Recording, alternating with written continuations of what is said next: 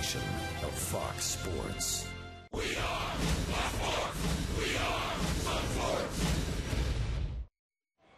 Last night, James Shields pitched a masterpiece, shutting out the A's, allowing only 3 hits, striking out 11. Today, right-hander Alex Cobb goes to the hill for the Rays, looking to close out the road trip in style.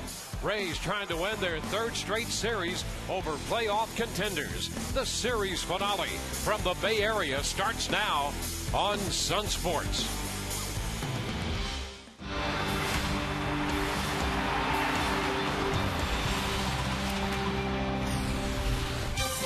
We have a beautiful afternoon in Oakland, California, as we greet you from the Bay Area. We're in the Coliseum in Oakland for the wrap-up game of this series between the Rays and the Oakland A's. Hi again, everyone. Welcome to an afternoon of Rays baseball with Brian Anderson. I'm Dwayne Stats. Good to have you aboard. Todd Callis with us as well.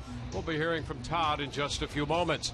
Well, the Rays got great pitching last night. It has been a very good road trip.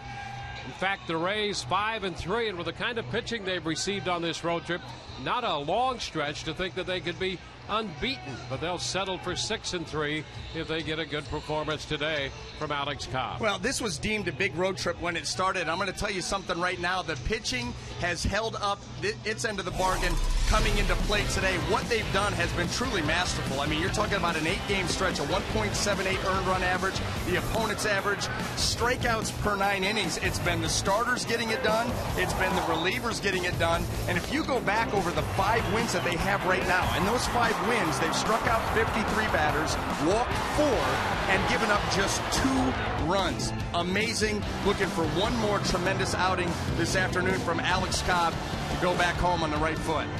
Well, the pitching has been the very best in the major leagues since the All-Star break. And for your local Southern Ford dealers, here is the pitching matchup this afternoon. 2 impressive young right-handers. Alex Cobb on the hill for the Rays. Garrett Parker will do the pitching for Oakland. Parker started his career in the Diamondbacks organization and now 7-4 here with the Oakland A's this year. The Rays and the A's moments away. We'll be back after this.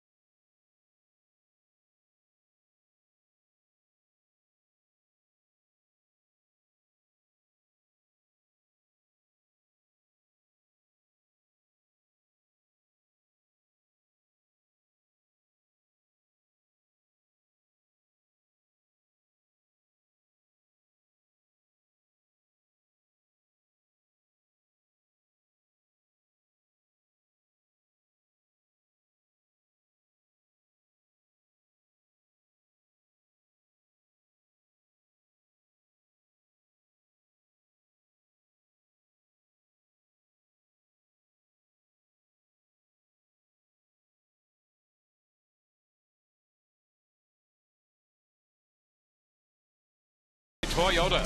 Visit your local Toyota dealer today for great deals on the amazing lineup of Toyota vehicles. Toyota, moving forward.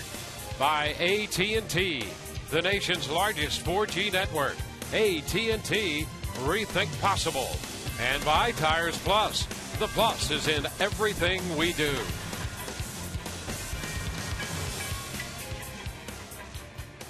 Rays and the A's have divided the first two games of this series. The Rays winning last night, an impressive 3-hit shutout by James Shields. Right now, let's go to the field and Todd Callis. Thanks, Dwayne. As the Rays wrap up this 9-game road trip, taking 2 out of 3 in Baltimore, 2 out of 3 in Anaheim, now trying to do the same in Oakland. Joe Madden reflects on this 3-city swing as we look at the standings right now between the Rays and the AL East contenders as well as the wild card. You'll see that the Rays are just 2.5 back in the wild card, and here's Joe on the road trip so far. We have a chance for a really good road trip today after yesterday's win, and if we could come back, 6-3, that would make it. That'd be outstanding. The 3 cities we had to go to, the 3 teams in contention along with us on the road. And we know coming out west has not always been kind to the Devil Rays/Rays. So I'll take it, man. If we could somehow fight through this game and go home 6-3, I'd be very pleased. Would make for a nice flight back to the Tampa Bay area. It is a Web Wednesday. The guys are brushing up on the latest. You can email the booth at AskTheRays@Fox.com or tweet us at SunSportsRays with a hashtag AskTheRays and ask Dwayne and BA anything you like about Nebraska football, or I can't even tell what Dwayne's reading. Back with the action right now. Let's take it upstairs to the guys who will have all the answers for you today. Once again, Dwayne and BA, guys. All right, Todd, thank you very much. Let's take a look at the lineup from Joe Madden, reading top to bottom. Desmond Jennings leads it off, followed by B.J. Upton and then Ben Zobrist. Matt Joyce, the DH is Jeff Keppinger, Carlos Pena, Ryan Roberts, then Jose Molina, and Elliott Johnson, the shortstop, bats ninth. And taking the mound this afternoon for the Oakland A's is right-hander Jared Parker. You see the season numbers. 7-4, 3.38, much better at home as you might expect. Good numbers all around, though. And the first pitch of this game presented by Pinch a Penny, stroked right back into center field. And the Rays on the first pitch of this game have a base hit. Desmond Jennings aboard. Well, Jared Parker, another one of those A's starters that's a strike thrower, likes to pound the zone, and the Rays obviously know that, going up ready to hit, aggressive. If he's going to leave a pitch out over the plate, he did, and Jennings wastes no time. So Jennings aboard for B.J. Upton.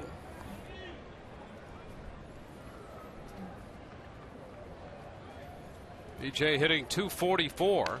He puts down a bunt, third base side, barehanded pickup inch, and the throw to first in time. Into second base goes Jennings. So the Rays now with a man in scoring position, the veteran third baseman with the barehanded pickup on the bunt. And you like this from the Rays right from the get-go here, being aggressive, putting pressure on the defense. B.J. Upton laying that bunt down. You know, best case scenario, that's a bunt base hit. You got 2 runners aboard. Worst case, it's a sacrifice, and you've got a scoring opportunity. And Ben Zobrist will get a chance to put the Rays out in front with Desmond Jennings at second.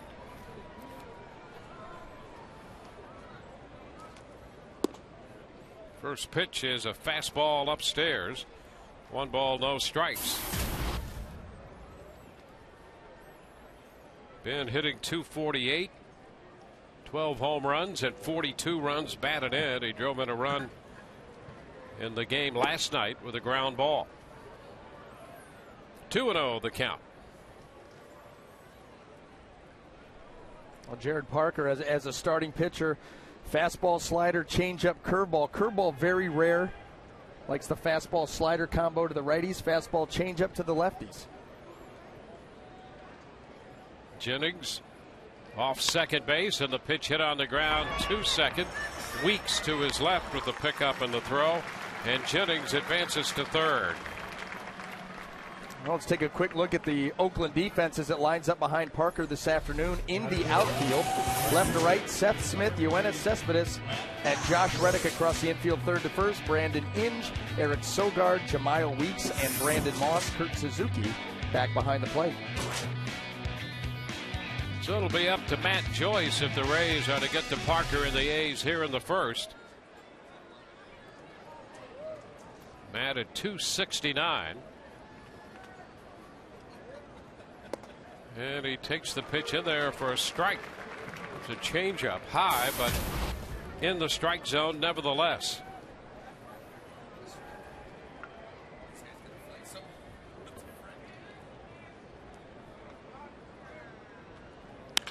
There's a liner into right field. Going to fall in front of Reddick for a base hit.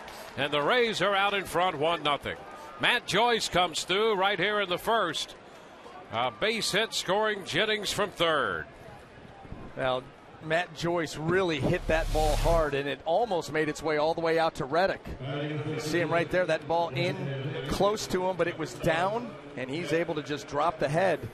That's a bad place to go on Matt Joyce. You see Reddick handcuffed by that ball out there, playing it on one hop. The pitch to Jeff Keppinger. That's a strike. He initially came charging in thinking he may have a play on that. Absolutely. And then you realize you're not going to, so you try to keep it in front. Over to first. Joyce back in.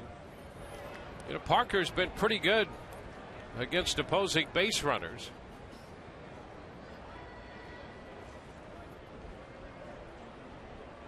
A strike to count to Keppinger. And Joyce starts to go, and a step back by Parker. Well, I think the way that you've seen this game start, Joe Madden, the base running shows a little peek of it right there. They're going to be aggressive against this Oakland A team. Try to take this series. And a move over. A reminder by Parker that he's aware Joyce is there, particularly after as aggressive as the Rays have been.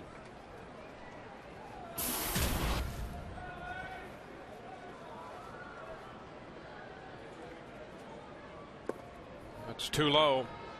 1-1. Parker, 23 years old. He had Tommy John surgery in October of 2009. As a result, missed the 2010 season. Now making his 18th start of the year here this year for Oakland.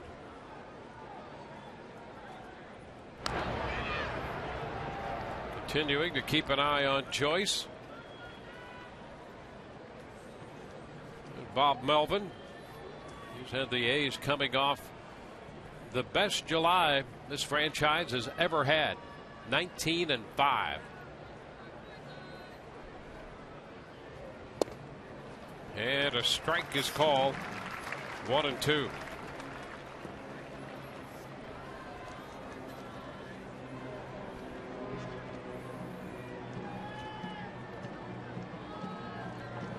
Jennings opened with a base hit. He has scored a run. There goes Joyce. The pitch, a little tapper. Third base side ends, gloves, and throws with time. And he makes the play successfully. Rays settle for a run on 2 hits. Bottom of the first coming. Rays up 1-0.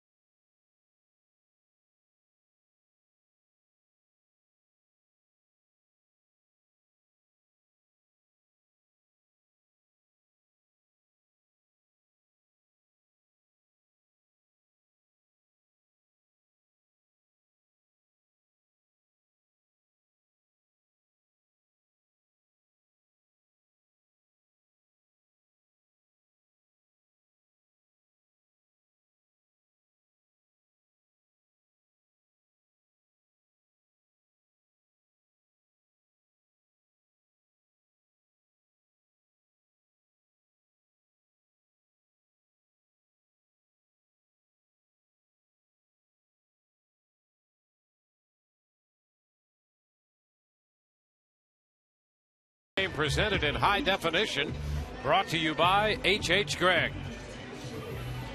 Here is the Oakland lineup. Jamal Weeks leading it off, followed by Seth Smith, the left fielder. Josh Reddick is in right. Yoenis Cespedes in center. The DH, Chris Carter. Brandon Moss at first. Brandon Inge at third base at seventh in front of Kurt Suzuki, the catcher. Eric Sogard will be the shortstop. Sogard batting ninth against Alex Cobb. Alex Cobb making his 13th start of the season, 4-8 record, 4.93 earned run average. He's coming off an encouraging outing his last time out against the Los Angeles Angels. That was in Anaheim. He went 7 innings, gave up 3 earned runs. He took the loss in that game, but encouraging. He didn't walk anybody, and mechanically, he was very sound. He did a nice job of working the ball down in the zone and continuing to get tons of ground balls, which he's been very good at this year. Yeah, 7 innings, and he retired 13 of the last 15 men he faced. Here's the line for Cobb. 93 pitches in Friday's outing against the Angels in Anaheim. And here's Weeks, switch hitting second baseman. And the first pitch is a strike call. Cobb starts him with a fastball. It'll be very interesting to watch this afternoon and see how closely Alex Cobb follows what James Shields did last night so successfully. Yeah, Shields was very crisp, but now Weeks hit by that pitch, and it deflects and gets Molina. So Weeks heads to first. And I really think Molina got the worst of that one between Weeks and Molina. Well, he just yanked that fastball in, catches Weeks right on the 9.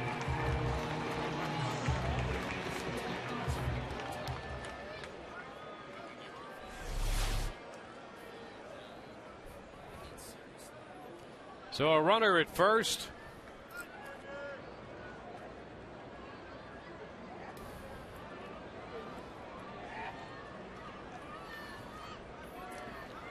Left-handed hitting outfielder Smith takes a pitch down and in. 1 ball, no strikes. 240 for Smith. He's hit 11 home runs, 9 of those off right-handed pitching.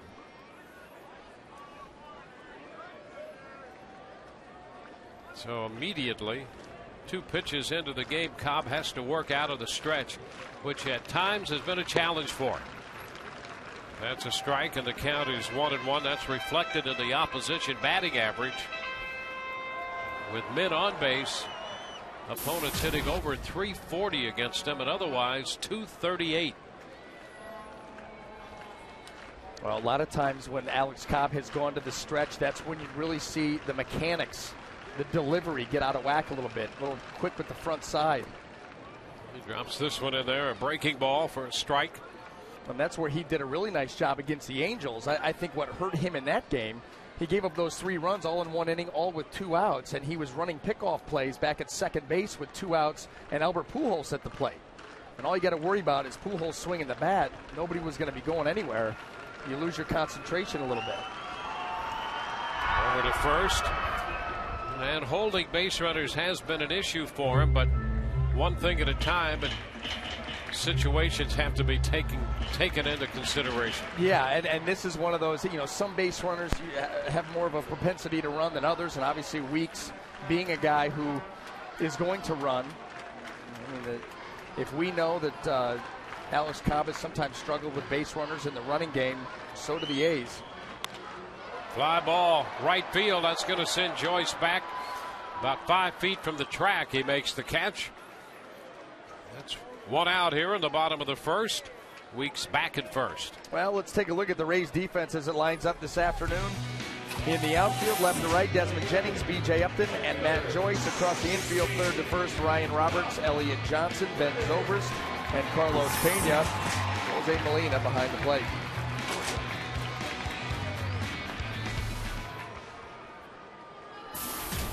Now Josh Reddick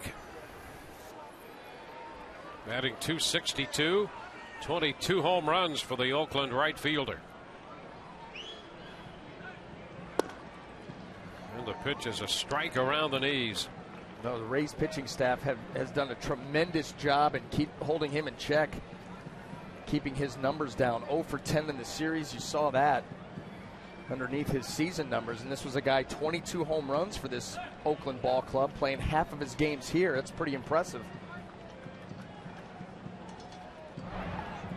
Weeks back in at first base. Second time Cobb has faced Oakland. The first time was his last appearance last year in the first week of August. He left with discomfort in his right hand.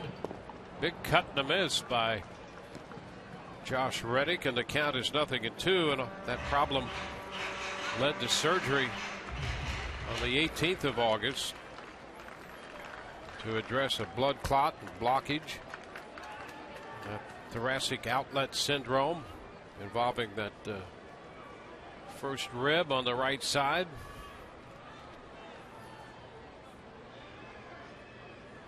He pitched into the 5th inning of that game. Fly ball right field.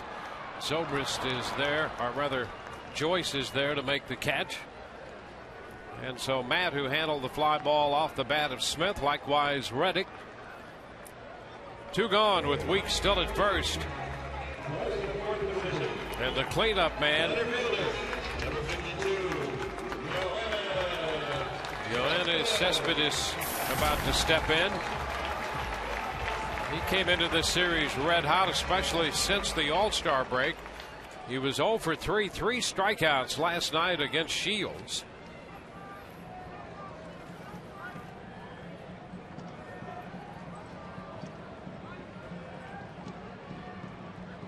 .54 runs batted in for the Oakland center fielder.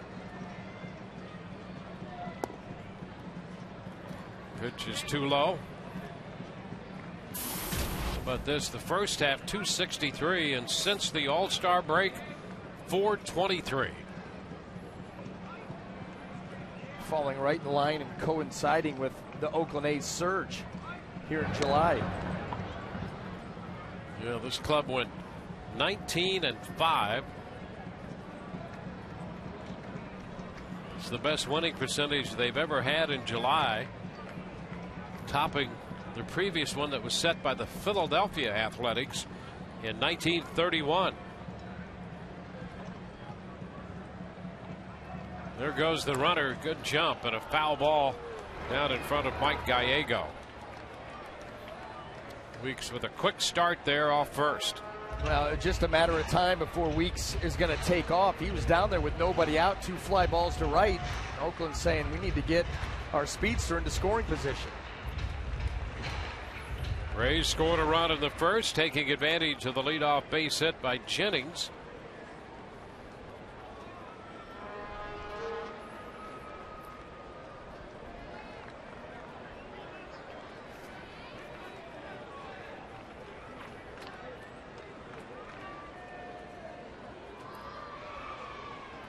And the runner goes, a swing and a miss, or was that a foul ball? I think it's a foul ball. We'll see. The count goes to 1-2 on Cespedes, and back to first goes Weeks. Well, that was a changeup down in the zone. Let's take a peek.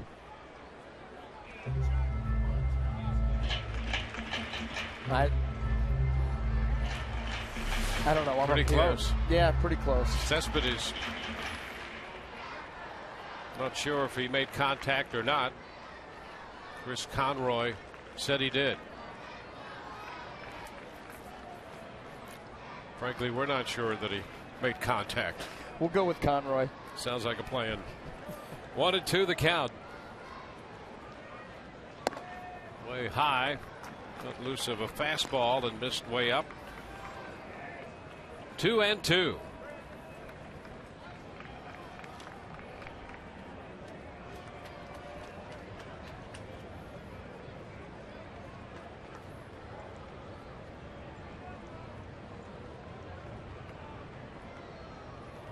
Alex Cobb ready and a move to first. Weeks is back in.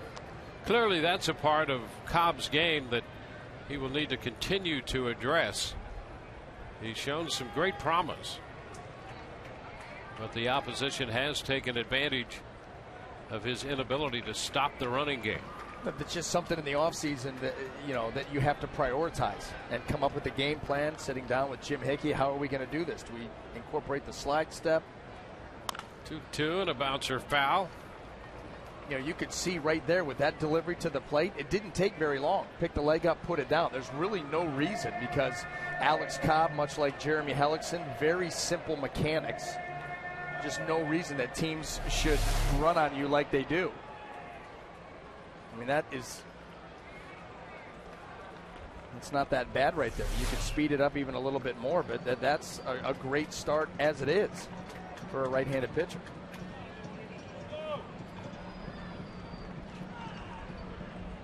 2-2 again. And a liner that's going to be fair up the left field side. Jennings with a pickup. Weeks will have to stop at second. Cespedes didn't hit it that hard, but he got it over Roberts' head and just fair.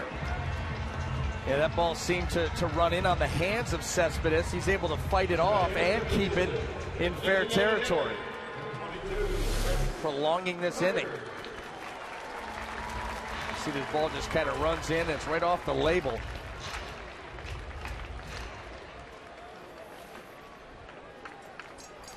So 2 men aboard with 2 men out, and Chris Carter is the hitter. Carter, the designated hitter in the Oakland lineup.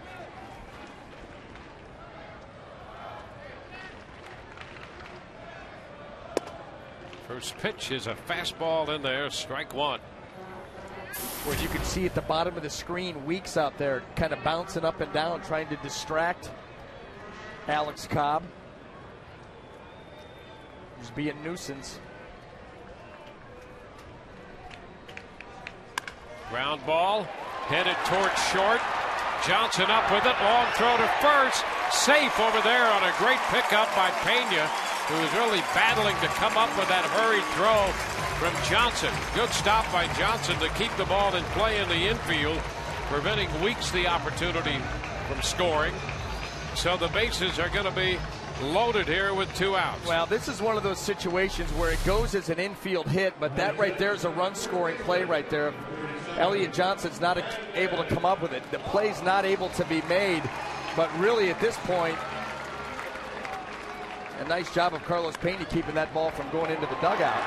Here's Weeks. He's wanting to go right around it. Mike Gallego's got to hold him up because he sees the play made behind him by Elliott. Well, here's Brandon Moss with the bases loaded, 2 gone. And the pitch is low. So a hit batter. A soft liner over the head of Roberts by Cespedes. And what turned out to be an infield hit for Carter, and the bases are full. That's a little tap, going to be foul. 1-1. I think this is a huge at-bat in this game for Alex Cobb, because the one thing that he has struggled with this year at times is finishing innings. So many times nobody on base, a runner on with 2 outs, and he's allowed the inning to get out of control. Right here, 2 outs, now the base is loaded. This is a huge at-bat for Alex's confidence. Time called. Moss granted time.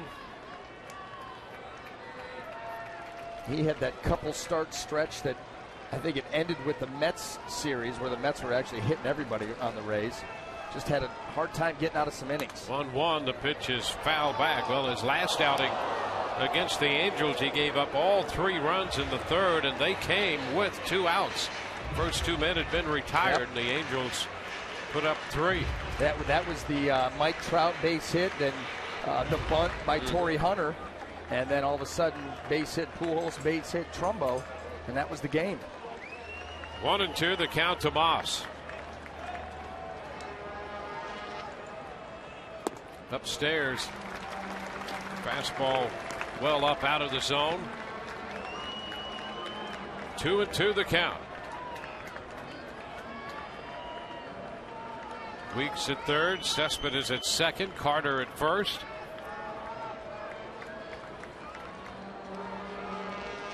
2-2. And a foul ball on a check swing.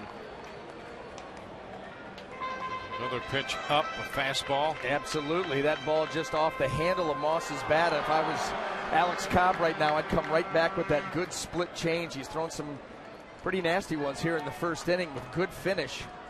You've got Moss in swing mode. Time to put him away.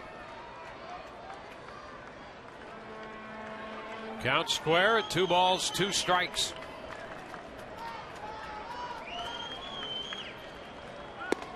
And it's high. Really, I'm not sure if that was the breaking ball or attempt to throw the change. Might have been a high curve. It was absolutely a curveball. That's Alex's third best pitch, and he rushed that delivery. You could see the hand did not get out in front. That ball just spun up there. Really a waste of a pitch. 3-2 now. And a hot shot liner foul into the seats. That may have been another one. That one a little bit closer to the zone, and Moss jumped all over it. So Molina and Cobb talk it over halfway between the plate and the mound. Now that one, not a lot of action on that breaking ball either. Yeah, and well, that's tough to tell, even if that was a changeup or the breaking ball. Regardless, it hung. It was actually too bad of a pitch to keep in play. Got to come up with something here, though. 3-2. And he got him. He struck him out. So Moss strikes out with the bases loaded. Out in front, we'll take a look at that pitch as we go to break.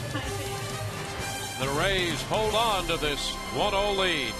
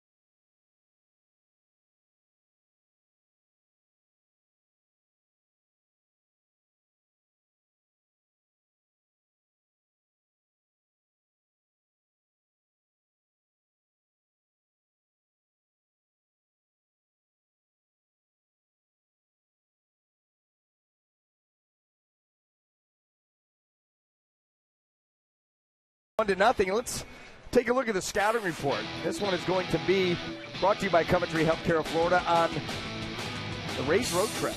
What they've done so far, making the 4 runs a game hold up because of unbelievable pitching. Look at the starters ERA, but that bullpen ERA, striking out a ton of guys, making just 2 errors, playing better defense. They got a chance to win this ball game, have the lead right now, and go back home at 6-3. Carlos Pena takes a pitch away, fastball off the plate. 1-0. Yeah, the staff ERA for the life of the road trip coming in is 1.78, and they've been the very best since the All-Star break, best in the majors. There's a check swing and a little foul ball looping back out of play. 1-1. And we talked about this a little bit in the open, but in their 5 wins, they've given up just 2 runs. It's amazing. And their strikeout to walk ratio is north of 13-1. 53 strikeouts and 4 walks. I mean, it's pretty incredible to watch.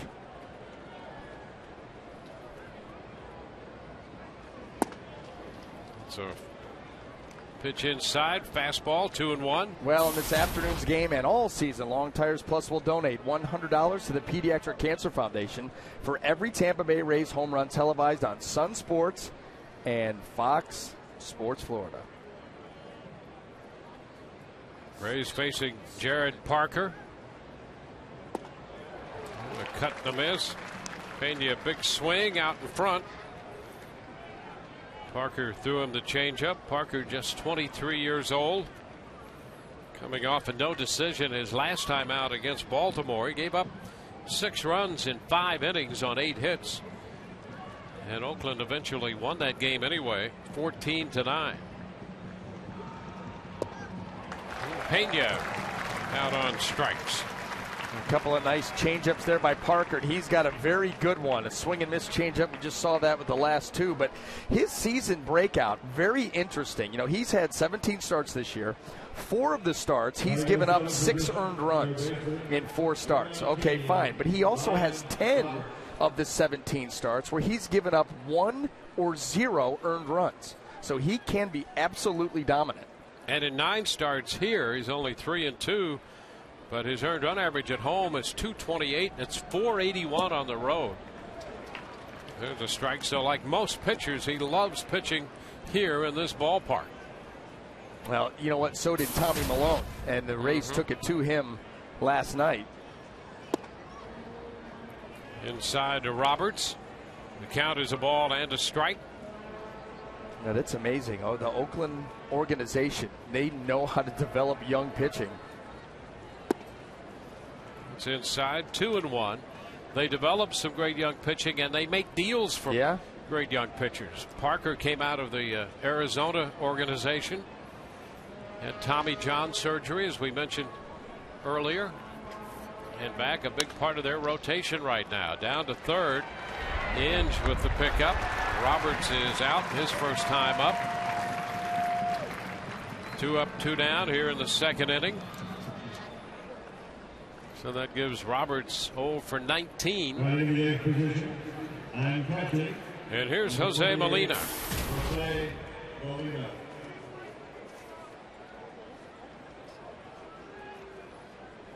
Molina hitting 189. 4 home runs.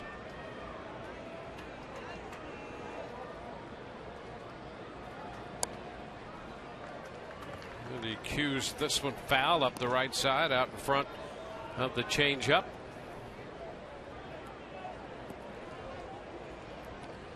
Parker, prior to the no decision against the Orioles, had put back-to-back wins together against Minnesota and the New York Yankees.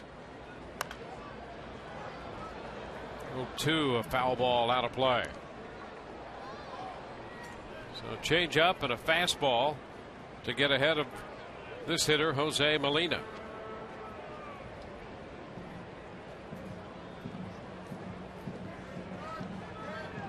Rays finished July 13-13.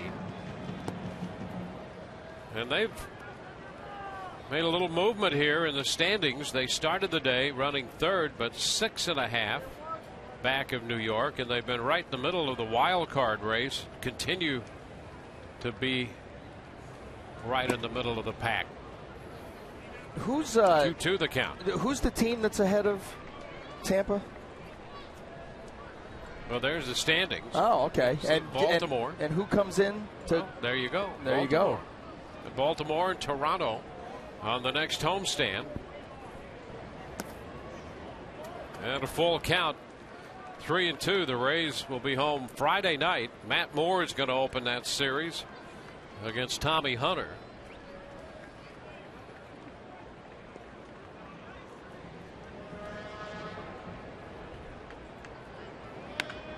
A little pop-up headed to the right side for Weeks. The second baseman takes care of it. 1-2-3 go the Rays. Bottom of the second coming. 1-0 Tampa Bay.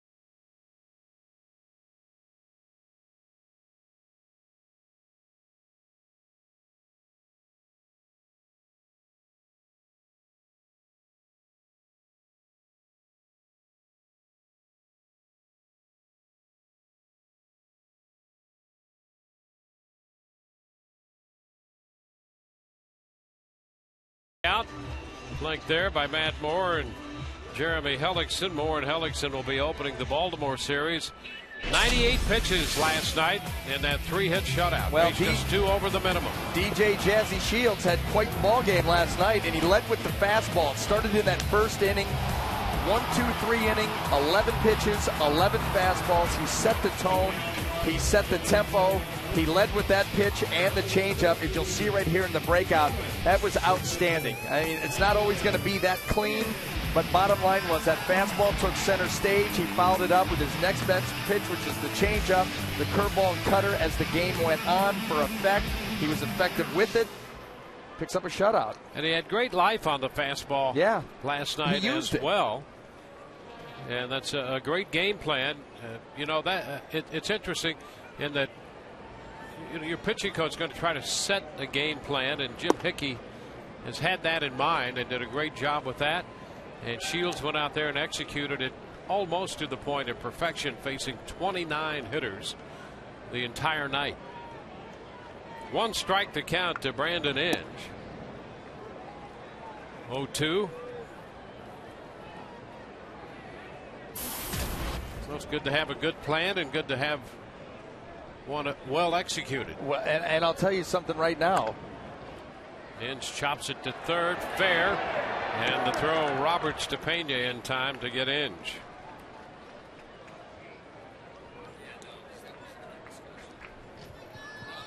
One out here. Right. Right now. Let's check in with Todd here for a moment. Wait, it is a website Wednesday, which means fans can ask questions. You can go to AskTheRays@Fox.com or tweet @SunSportsRays and hashtag AskTheRays. Jenna Jean, Heidi, Daniel, and Kevin all want to know about James Shields and the trade deadline. You guys glad he's still here? And was he truly on the market? Or was Andrew just trying to see what his trade value was, guys? Here's Suzuki taking the first pitch. Well, in the midst of last night's performance, which we were talking about there, and he executed that game plan so well. I don't think that there's any question that there was serious talks about that. Johnson over to Pena, takes care of Suzuki. 2 up, 2 down. I mean, Andrew Friedman's not going to just test the market for the sake of testing to see what his value might be. The point is, if you can make a good deal, you'll make a good deal. But if you don't think it's working out right now where you can make a good deal, then you don't. And that's what I think Andrew and the Rays baseball office, they're so good at. Not feeling the pressure to make a deal because there's a lot of conversation going on out there. No, they're going to make a deal. I mean, listen, they have an idea in mind what they want, in return for a certain player, and if it's not matched, they're not going to do it. The one thing you can say, though, is the teams that have called about James Shields and inquired and this and that and the other, you do go into later in the off season, maybe at some point next year, who's interested. Sogard hitting this one back into right field. Joyce makes the catch. Well, we're talking about game plans. Andrew Friedman, the front office, has a game plan the same way Jim Hickey had one last night. Execution the key.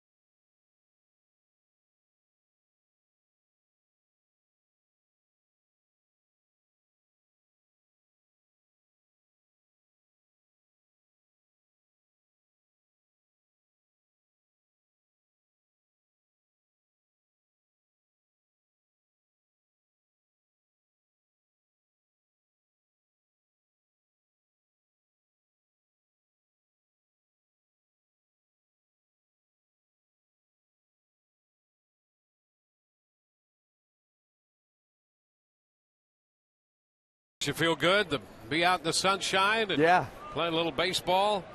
Elliott Johnson leads it off, puts down a bunt. It's a foul ball, strike one. Elliott followed by Jennings and Upton. Rays got a first inning run and they lead 1-0.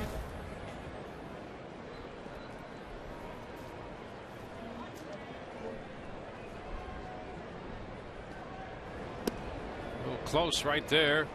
Johnson moves out of the way. Well, the Rays started the day 6.5 back of the New York Yankees. Yankees right now have a big lead late at home against Baltimore. 2 balls and a strike.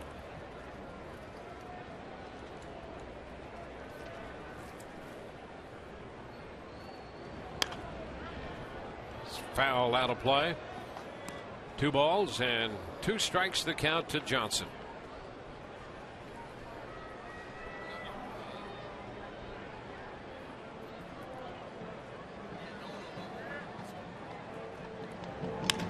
There's a liner into left. That's going to fall for a base hit. Smith cutting to his left with the pickup. Johnson aggressive around the bag at first, but decides to put on the brakes. And that's one thing we've come to expect from Elliott Johnson. He is, when he's breaking out of that batter's box, he's thinking about an extra base hit. Now batting, number 8, Desmond Jennings.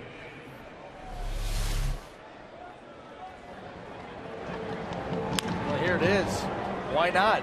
Maybe left center field. Not going to concede anything. You can always go back. That's the way you should play. Well, Desmond Jennings, he's going to bunt. And that pitch, a fastball riding up and in toward him. He bunts it foul. He was in protect mode right there when that pitch started to ride up on him. He got frozen in place. Jared Parker picks up a strike.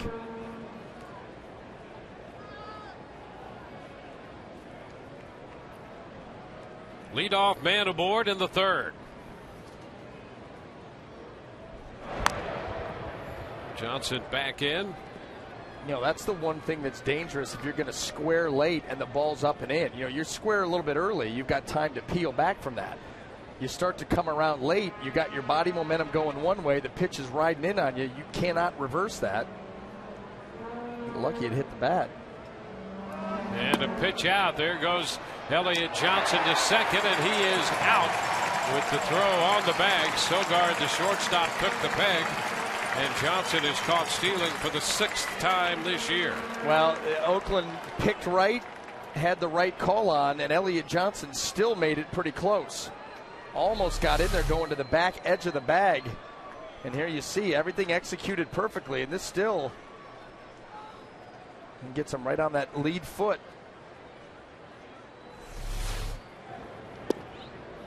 Jennings takes a look low. 2-1.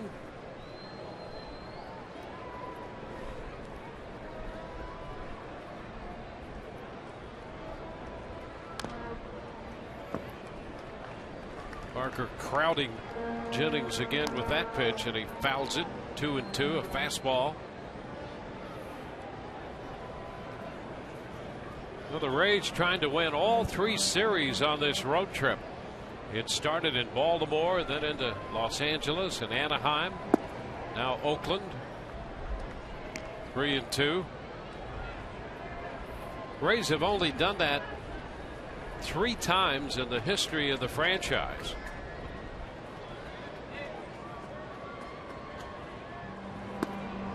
And Jennings draws the walk. So he goes to first, on for the 2nd time. Interestingly enough, the Rays did that. They won 3 series on a road trip back in 2004. And then since really the turnaround season of 08, the Rays did it in 08, in August of 2008, and then in April of 2010. Over to first, Jennings back in. A win today would give them 3 consecutive series wins on this trip.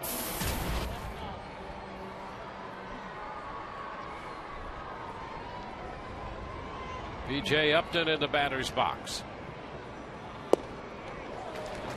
He missed the fastball. Parker threw it by him at 91. 1 strike the count on BJ.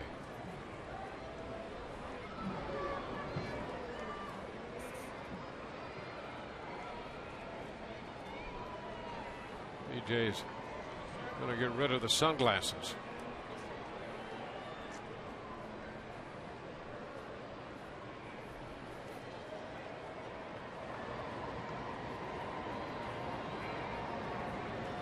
So with Jennings aboard and 1 out, he draws the toss again from Parker.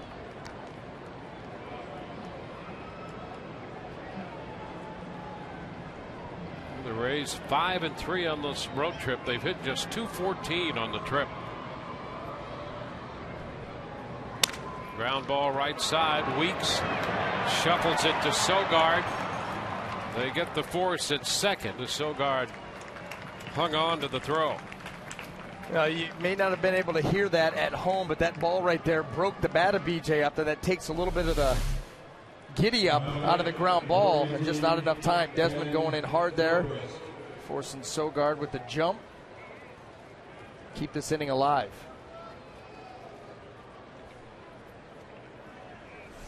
So now it's Upton reaching. BJ at first with 2 outs, and Ben Zobrist the hitter.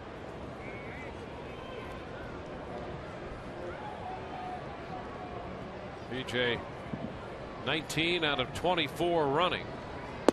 And the A's pitch out again, thinking the Rays might be aggressive on that first pitch. Nothing doing. 1-0. They caught Johnson on the pitch out after a leadoff single here in the 3rd.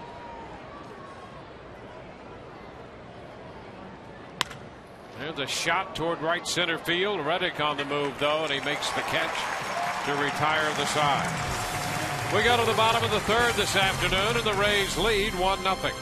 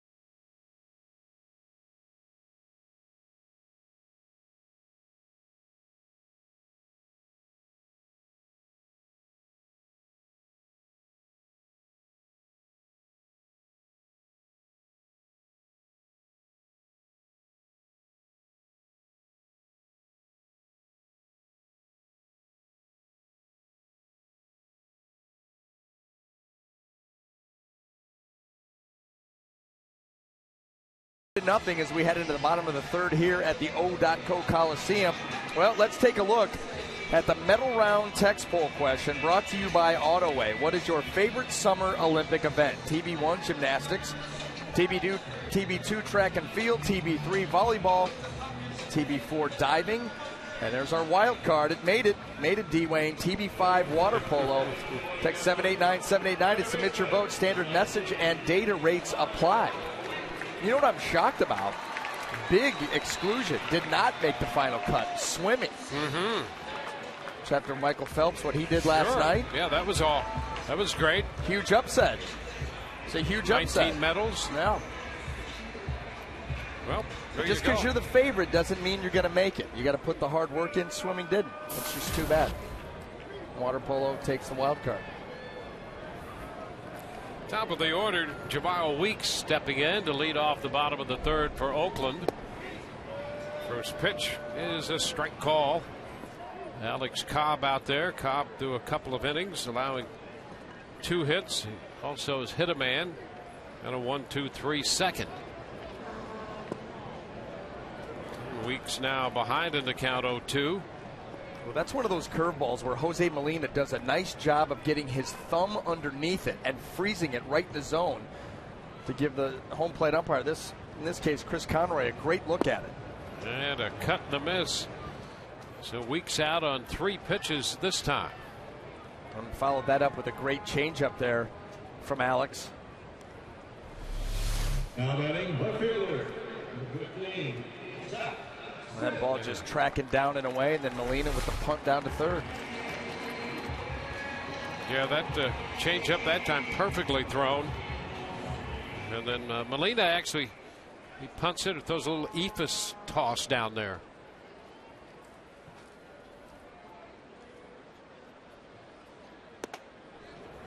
First pitch into Smith. Fastball up, 1-0.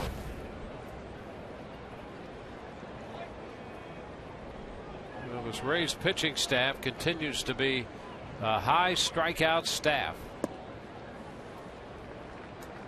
Breaking ball missing down and in, 2-0. And in the first half, when the defense was a problem, and we've seen a little bit of a resurgence here of the Rays defense recently, which is good news. It's headed in the right direction. But the staff, because it was a strikeout staff, really kept the Rays in this race for that reason. The offense not hitting, a number of injuries contributing to some of that, and then the defense a problem. But the pitching staff just continued to pitch away, and the strikeout total a big part of that. Smith hits a high fly ball to the opposite field. Jennings now gets a read on it and makes the catch on the track. Well, this during the daytime can be a challenging outfield because of a couple of reasons. A high sky, the winds also have some effect, and it always seems to be brighter out here. Yeah, very bright this afternoon, and you talk about that high sky. There's no clouds to give you any kind of depth perception, and when the balls hit right over your head like that, sometimes it starts to turn you around. Josh Reddick, pitch is high, 1 ball, no strikes.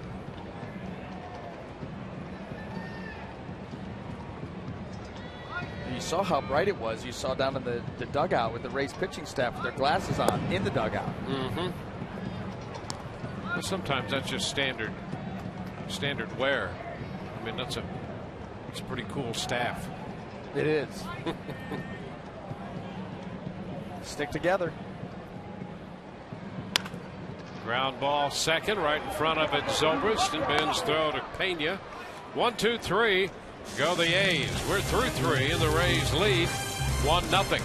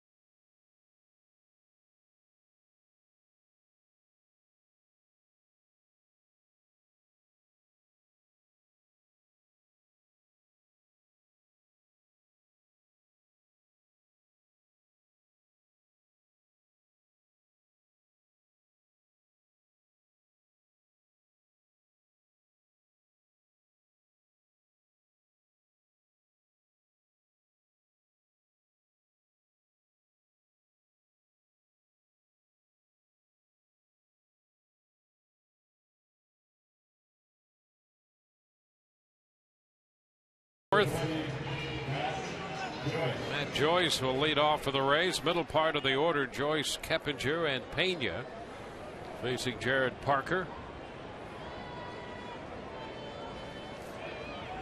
Matt drove in the only run of the game his first time up. Takes the fastball up and away. 1 ball, no strikes.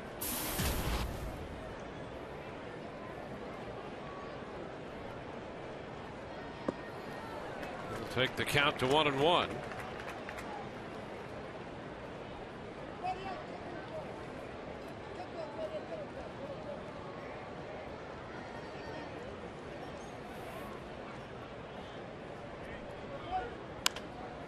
And a fly ball up the left field line. Smith over there. That's going to be a foul ball. Just fouled. Ed Hickox on the call down there to run the count to 1-2. Gives us an opportunity to check out today's AT&T trivia question. Look at the Rays rotation right there. The Rays pitchers striking out 241 hitters in the month of July since 1921. Who is the only team to strike out more hitters in July than the Rays did in this month just passed?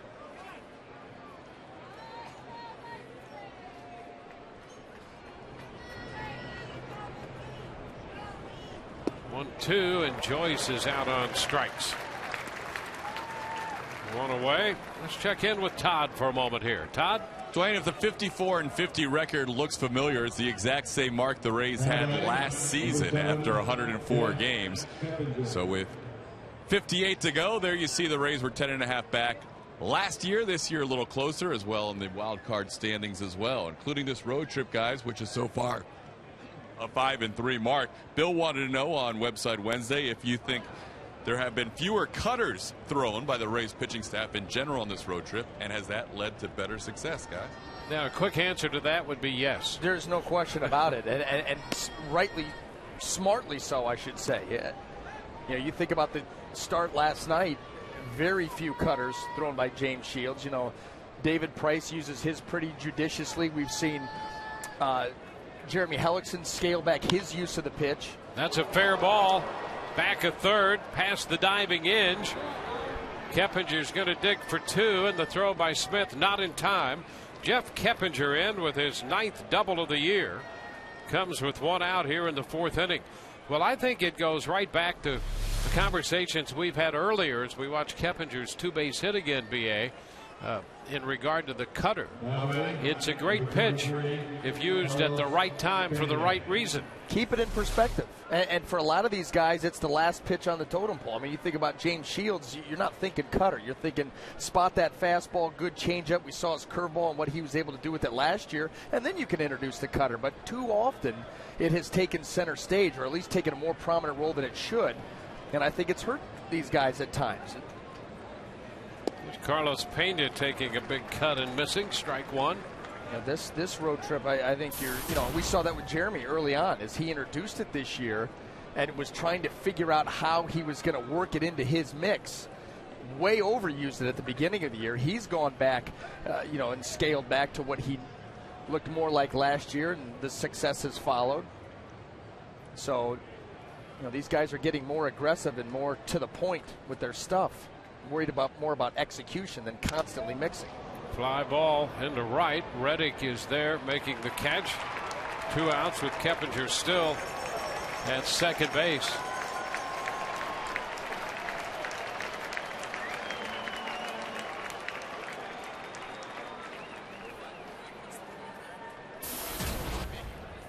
Number 19, Ryan Roberts.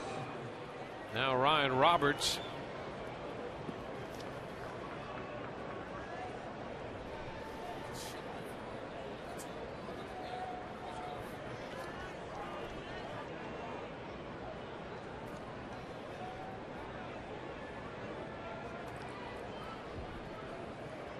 Well, here's Roberts, and the first pitch to him is inside. Roberts bounced out, 3rd to 1st. In the 2nd inning, he's 0 for 1.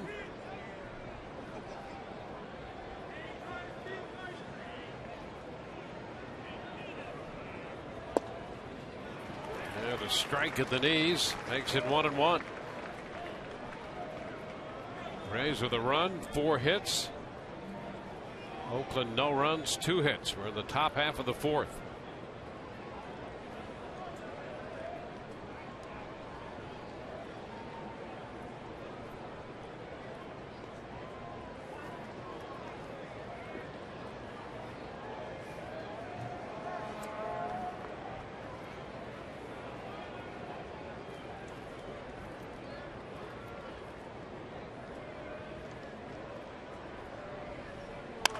Line drive. There's a base hit into left for Roberts. Keppinger's going to score. The Rays pick up their second run of the afternoon. They make it a 2-0 ball game as Roberts comes up with a base hit to snap that hitless string. Ryan had gone 0 for 19 and drives in a run with a base hit here. Well, just out of the reach. Was able to pull those hands through and looked like he got that ball maybe off the end of the bat. Did not hit it particularly hard. It was right off the end of the bat, but gets it over the head of Inge and plates another run for the Rays. Now here's Jose Molina with a move to first. Well, the Rays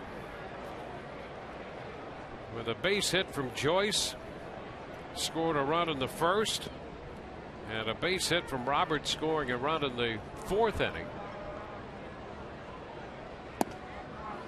Parker coming into this start had allowed the opposition just a batting average of an even 200 with men in scoring position. Joyce got him in the first and Roberts here in the 4th. 1-0 the count to Molina. Ground ball to short. Sogard the flip to Weeks for the force play. Rays settle for a run on 2 hits. They leave a man and they lead 2-0.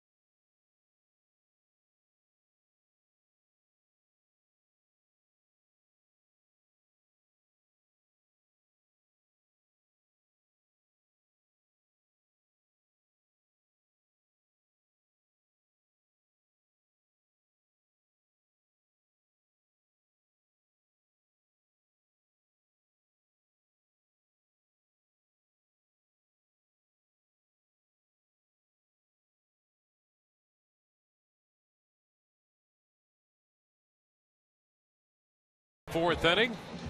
Let's get the answer to today's AT&T trivia question. Rays pitchers with 241 strikeouts in July since 1921. Only one other team to strike out more hitters in July, and that would be the 1964 Cleveland Indians with 264 strikeouts. They were led by Sudden Sam McDowell in that rotation. Giants in 2010, the 95 Astros, and the 2012 Brewers. The Rays 241 this past month of July.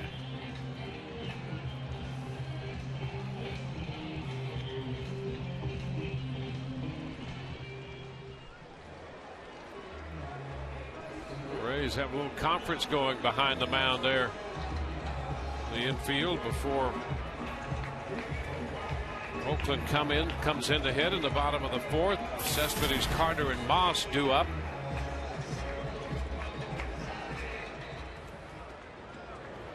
Yoenis Cespedes, he had a base hit in the first inning.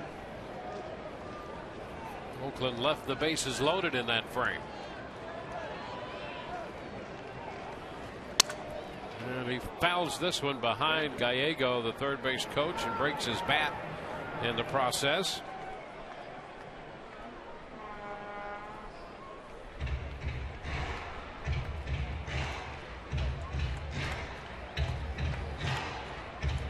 Cobb opened this game in the bottom of the first, his outing, by hitting Weeks. 2 outs later, he gave up base hits to Cespedes and Carter. Carter's an infield hit to load the bases. Then he struck out Brandon Moss to get out of that. 1-2-3 second, a 1-2-3 third, and the middle of the order to deal with in the fourth, starting with Cespedes. He pops him up right side, and Pena is there to make the catch. Well, follow the Rays with the MLB.com @BAT12 app for your iPhone, iPad, Android, and Windows Mobile. Get live audio, pitch tracking, video highlights, and much, much more. Text @BAT to 31826 or visit RaysBaseball.com for details.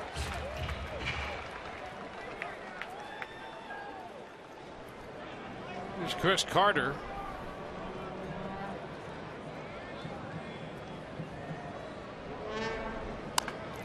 Chops it to third. That's a fair ball from the bag at third. Roberts' throw to Pena.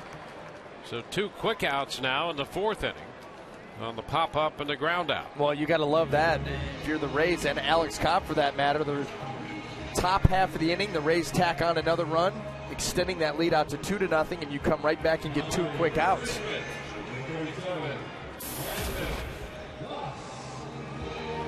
Here's Brandon Moss.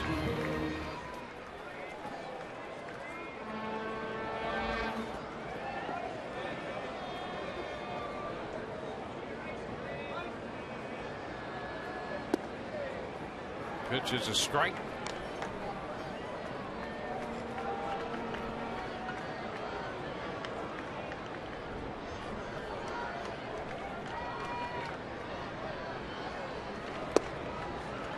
On the corner for strike 2.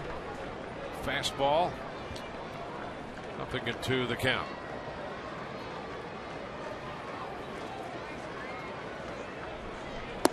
And a wave and a miss.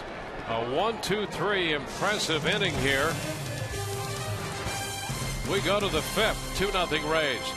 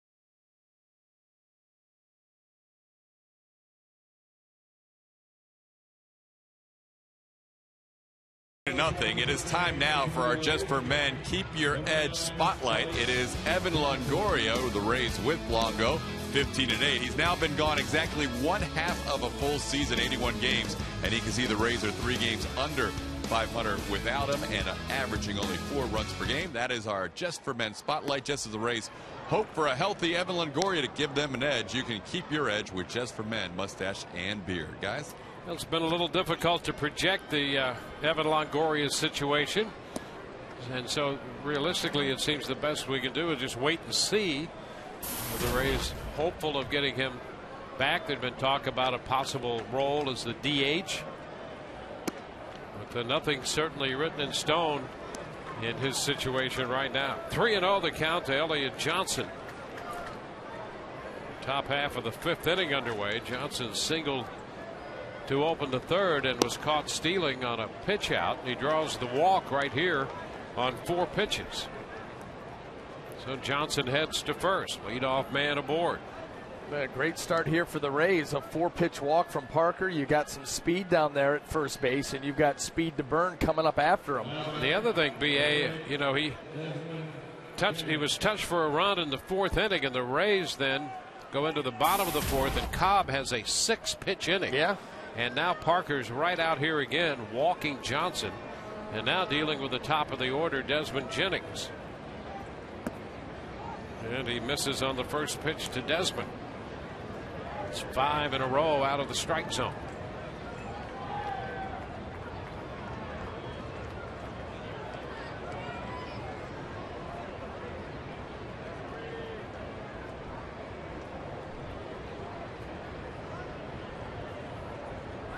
There goes Johnson, and the pitch fouled right back into the screen.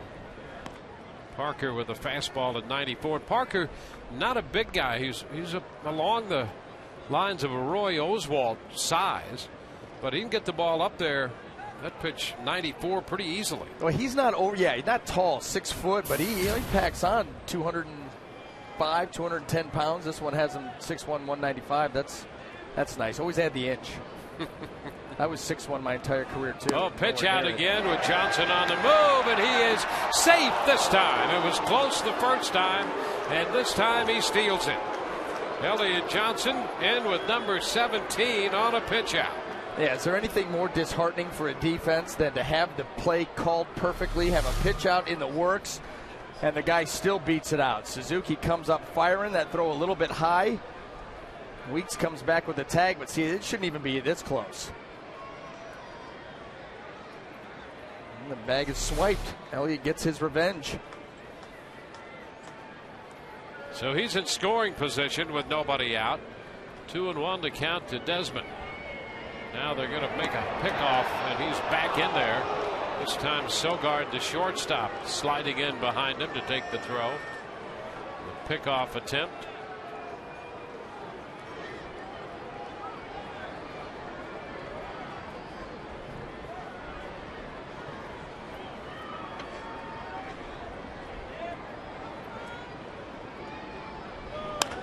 Jennings loops it down the right side, foul. It falls out of the reach of Reddick and advances the count to 2-2.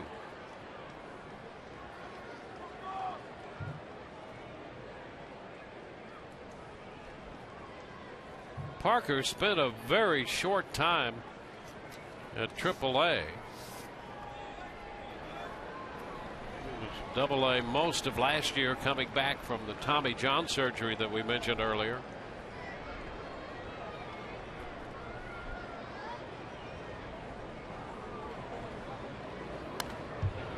Jennings stays alive on the fastball in on him.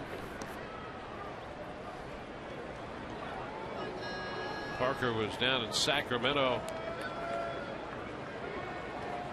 and was called to the Rays on the 25th of April. Or called to the A's on the 25th of April.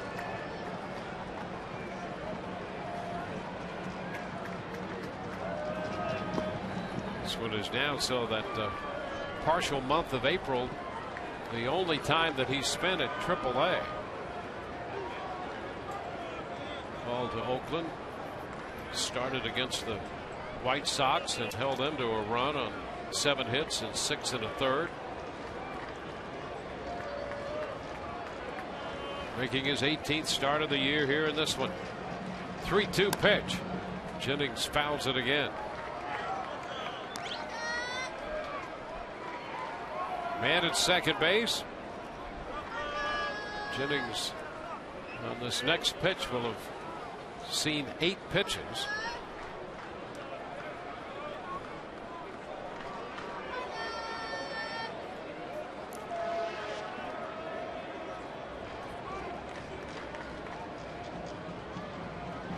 And up and in for ball 4. And so here's an opportunity for the Rays to really work a pitcher with some good at bats after that very short bottom of the 4th and force him to make a lot of pitches in a compressed amount of time. Well, he missed badly there, the full count, trying to throw a fastball for a strike, and you buzz the guy. It's a good 0-2 fastball. Not full count. That'll get a visit here from the pitching coach, Kurt Young. You're coming right through the heart of that Rays lineup right now with 2 runners aboard and maybe a little fatigued. And this is just a reminder, as you enjoy a cold one, look forward to Miller Time later in today's game, brought to you by Miller Lite. So 2 men aboard with nobody out here in the 5th on a very pleasant afternoon in Oakland. Sun is out, a little breeze in the ballpark. And here is B.J. Upton.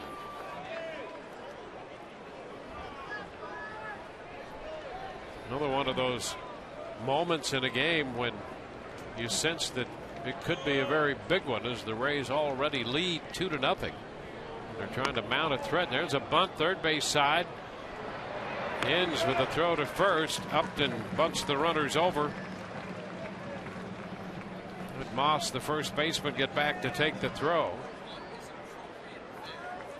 So it's second and third now with 1 out. Upton getting credit for a sacrifice.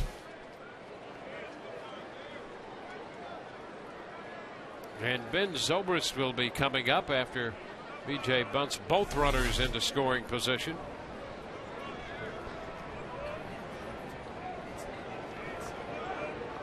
Infield close against Zobrist. And the pitch is down and in, and Suzuki was crossed up on that pitch. Yeah, absolutely. That's why you head out to that mound, go over the signs again, and say, hey, this is what we got. Make sure you're on the same page, because any mix-ups here, fortunate he's able to come up with this. Parker throwing the breaking ball. You see Suzuki was thinking that was going to be something hard up and away. Now, you don't want your catcher dealing with pitch recognition. It'd be a good idea if he knew from the beginning. That's a strike. 1-1. Especially when the batting average is hovering around 210. Yeah.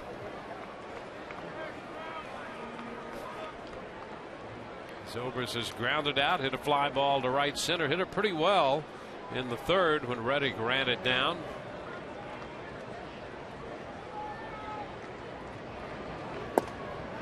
And there's a fastball, and it's called a strike on the inside edge, advancing it to 1-2.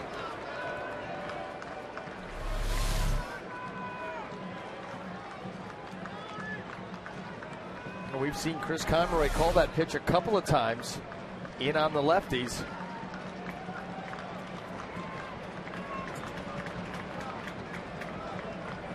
The 1-2 pitch. Ground ball. That's backhanded by Sogard. He's coming to the plate. Now they have a rundown going. And Johnson is tagged out by Suzuki. Well, the A's messed up a rundown very similar to that last night. But Suzuki gets the put out here when they catch Johnson off third between third and home. Yeah, that was a nice job. A good deke here by Elliott Johnson as he goes right there to try to time that up when Suzuki may be flipping that ball back to third. But Suzuki wisely held on to it. He's able to make the tag. He kept the play in front of him, and therefore he kept the Rays runners out there from advancing, Desmond and Ben Zobrist. 2 outs. It'll be up to Matt Joyce now with Jennings at second and Zobrist at first.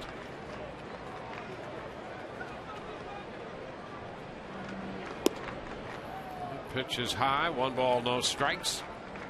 Matt Joyce has come through already in this ball game with a big 2-out hit in the first.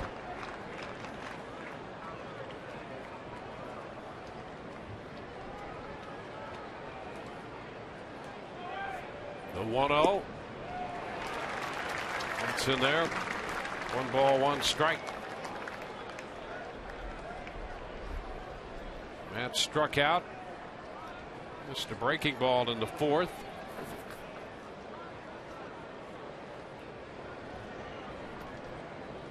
One ball, 1 strike.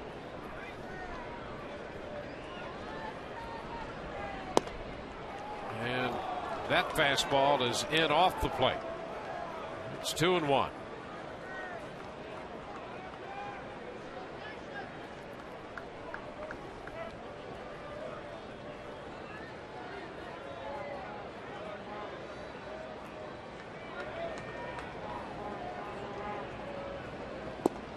Cut and a miss.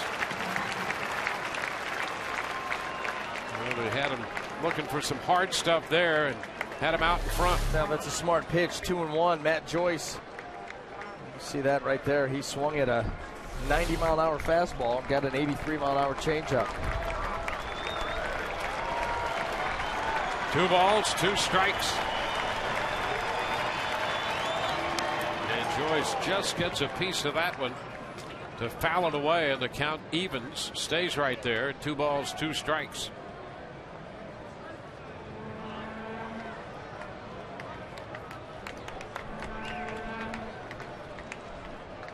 Rays started with a couple of walks. At one point, admitted 2nd and 3rd. Now 1st and 2nd. 2 gone.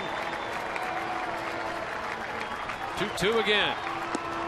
It's outside. So the count runs all the way to 3-2. So we'll give both Jennings at 2nd and Zobrist at 1st. A couple of extra steps. They'll be off with a 3-2 pitch and 2 outs.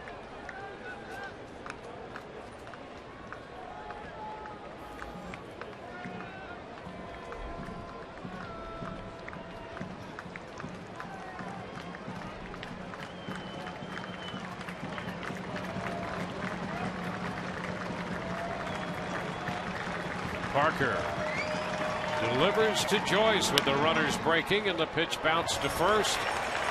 Moss is there to make the play unassisted. Stayed with the off speed and got him. The Rays hold on to their 2-0 lead.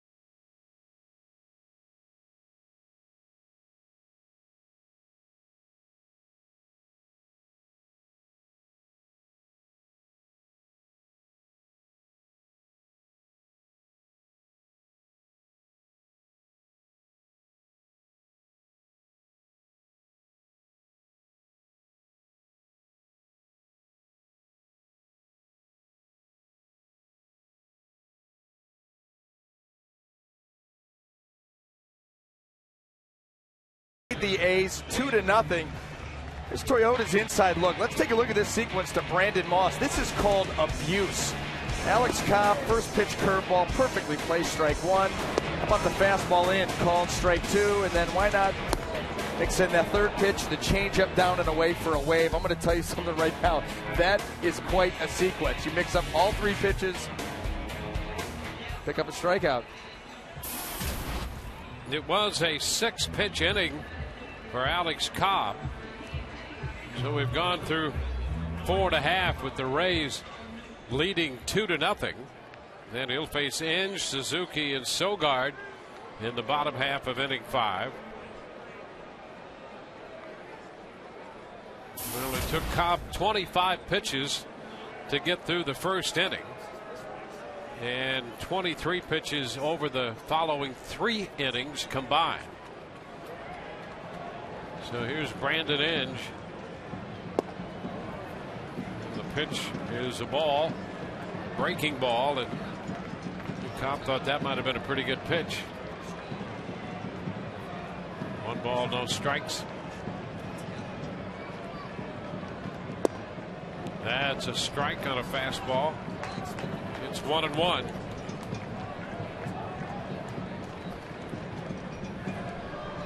Two runs, 5 hits for the Rays. No runs, 2 hits for Oakland.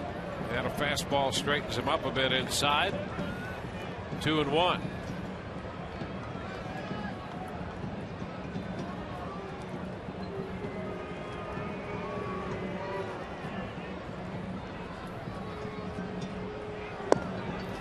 A strike is called to take the count square, 2-2. Well, that's the changeup that Alex Cobb will throw to try to keep in the zone.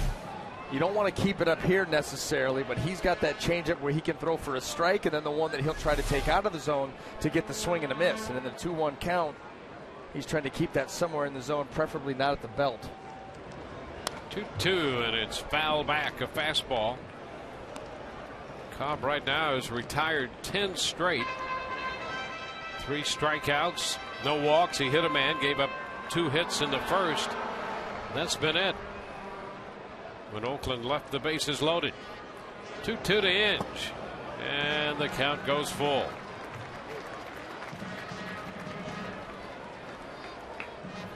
Kurt Suzuki is on deck.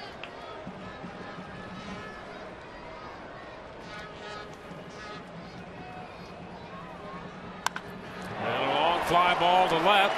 Jennings will go back. He's looking up, and that one's going to get out of here just over the scoreboard in left field. Inge hits a 3-2 pitch out. That puts Oakland on the board and makes it a 2-1 game. Now you're trying to make a pitch here in a full count. You're going to go to the fastball down and away. See the grip there by Alex, and here it is. Let that pitch go, and it's just in an area where Brandon Inge can get extension and hit that ball hard.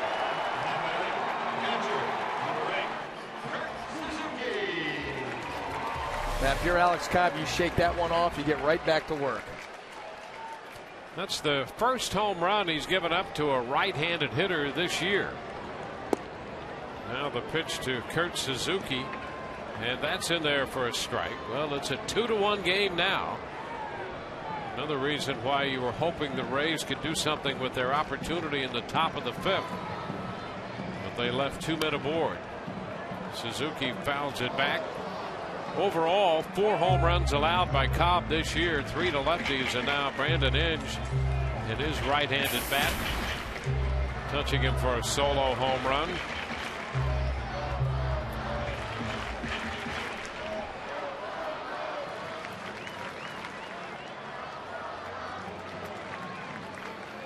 Two to Suzuki. And there's a liner up the left side. That's going to be in there. One hopping to the wall. Suzuki's on his way to second. He's in with a stand-up double. Well, here's another trend that one hopes Cobb will be able to address, and that is the top of the lineup versus the bottom of the lineup. He's been hurt here by Inge already, and now a double by Suzuki. And the 6 through 9 hitters are batting .311 off him. Well, yeah, that's At the end of the day, it's unacceptable. And here's what it calls into question. We talked about sometimes the inability where he struggled to finish innings. And now you talk about the bottom of the lineup. Well, what are the two links there? Lack of concentration. Listen, if you're handling 1 through 5, then 6 through 9 should not be hitting 311 often. 1 through 5 hitting 264. There you go. 50-point difference. Sogard comes down swinging, lifts a high popper, a lot of territory. Can they catch up to it? That's Roberts and Johnson, and they do not. Roberts crisscrossing with Elliott Johnson, and aside from not making the play, that could be dangerous. Yeah, anytime you get legs flying and crossing like this and get flipped in the air, you start to worry about ankles and knees. Fortunately, it looks like everybody's all right here.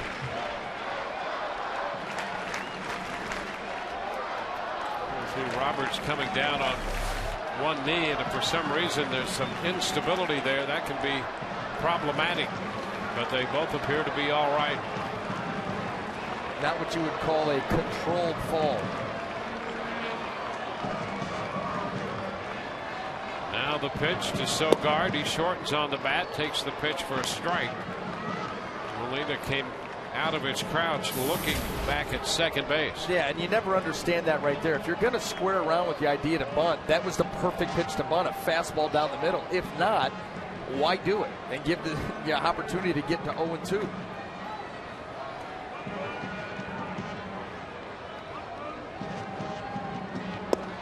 Inside, a fastball off the plate end.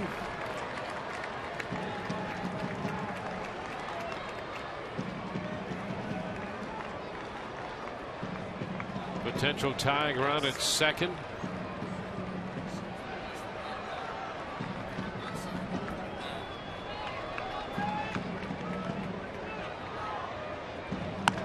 Two and a popper.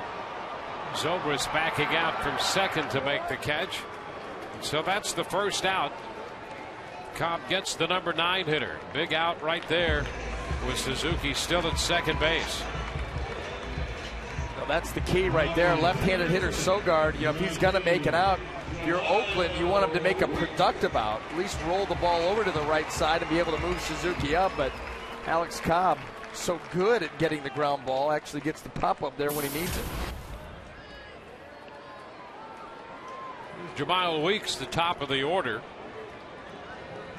Was brushed by a pitch in the first and then struck out in the third. And the breaking ball missing. Started wide, stayed out there. Rays winning 3 of their last 4. 5-3 on this 9-game road trip. And a foul ball. 1-1. Rays were 10.5 games out of first place on the 18th of July. And coming into play today, they had picked up 4 games in the standings while going 7-5. They started the day 6.5 back in the East. Yankees have won big 12-3 over Baltimore. And Weeks started to unload. Rays want the appeal. And that's Ed Hickox who says he held up. 2-1. Rays managed to play .500 ball in July at 13-13 while hitting just .225. So they were .500 for the month on the strength of some outstanding pitching and an improved defense.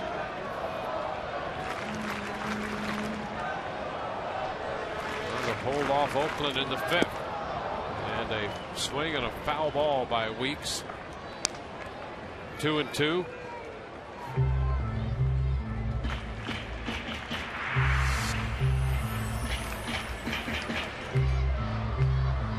Well, with as close as this Rays pitching staff is, you saw earlier all 4 starters not out there today sitting together. The bullpen, of course, is a very close unit.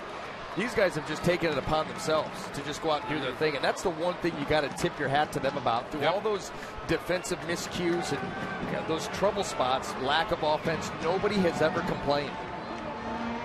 Had time just as Cobb was ready to make his delivery.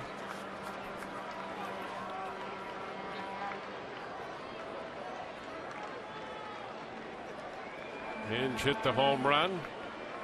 Suzuki followed with a double on an 0-2 pitch.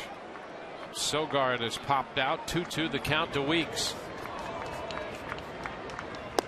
Handball 3, fastball up and away, out of the zone, and a full count.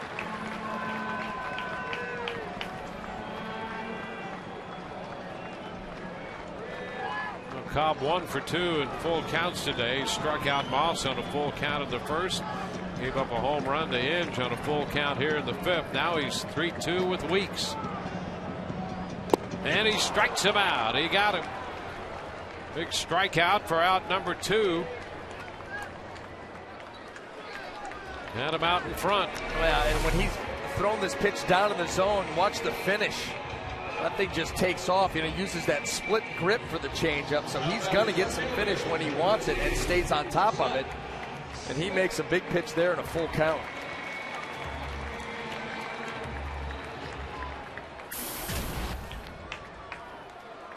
Well, here's Seth Smith.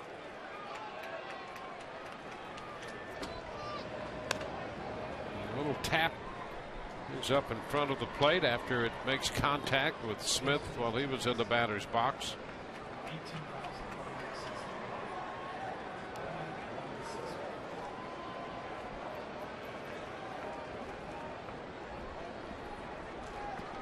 Cobb with a new baseball, working it over.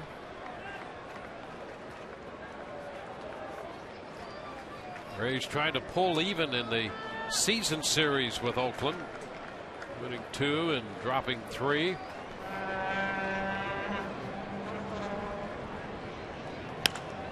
a fly ball back into right. Joyce is there and he makes the catch, retiring the side. A run on the home run. We're through 5. 2-1 Tampa Bay.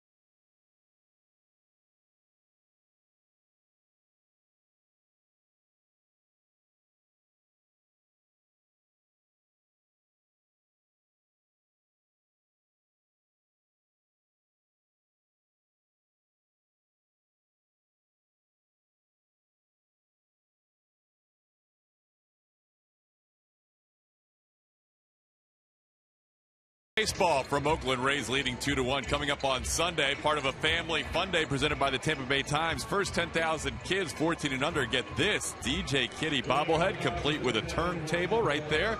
That'll be presented by Chevrolet on Sunday. After the game, it'll be a Wiggles concert as well. And guys, our next question we have from Jacob, Ben, and Bob. They all want to know about the status of Jeff Niemann. Well, good news. Niemann threw again here in Oakland. He will throw tomorrow, actually make that Friday at Tropicana Field after the off day. If all goes well in that simulated game at Tropicana Field on Friday, Jeff Niemann will begin a rehab assignment in the minor leagues, guys. The update, Jeff Keppinger fouls one up the right side beyond the bullpen area. Strike 1. Well, Jeff Niemann anxious to get back, and they're thinking sometime later on this month could be a possibility. Well, the key is just going to build those reps. The sitting down in between innings, build up the pitch count, the stamina. If he does come back later on in this month, he's going to come back into a hot pennant race. So you're going to have to, you're going to need him to come back sharp. But boy, that is certainly good news in what has been a frustrating season for Jeff. It's a ball and 2 strikes. The count as Keppinger fouls this one out of play. Keppinger doubled with 1 out in the 4th inning. That led to the 2nd run for the Rays, and right now that's the difference in this game. Keppinger was singled home by Ryan Roberts. Count is 2 balls, 2 strikes.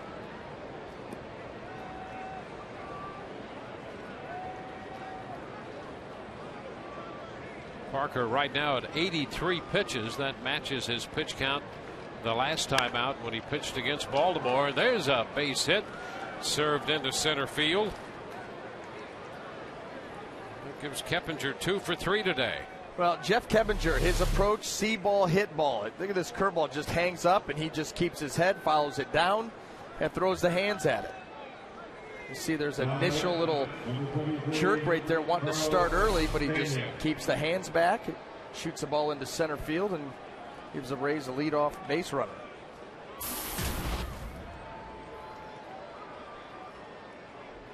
Here's Carlos Pena. Pena struck out on a change in the 2nd, hit a fly ball to right his last time up, so he's 0 for 2. And a fastball is high to start him.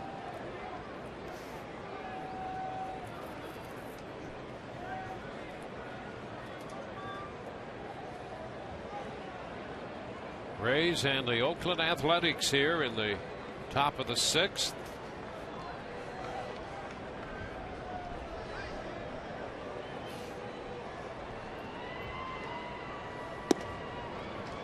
Two and 0 now.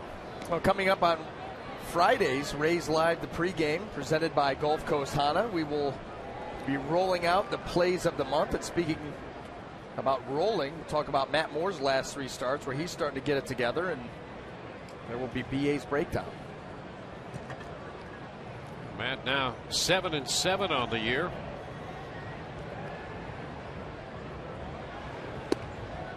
And there's a strike. 2-1.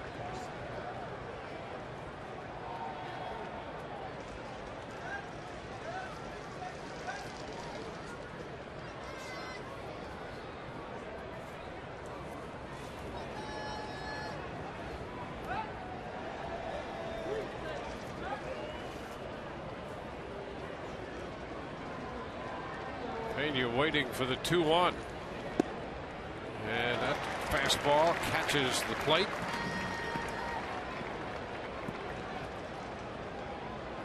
The Rays come home to play the Baltimore Orioles, and then the Toronto Blue Jays come in.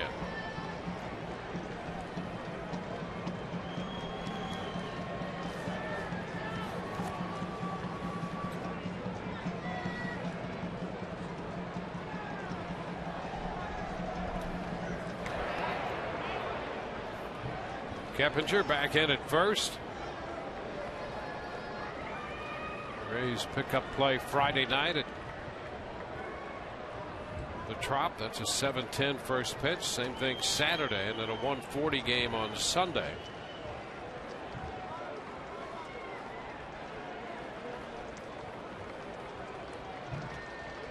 A 2-2 count.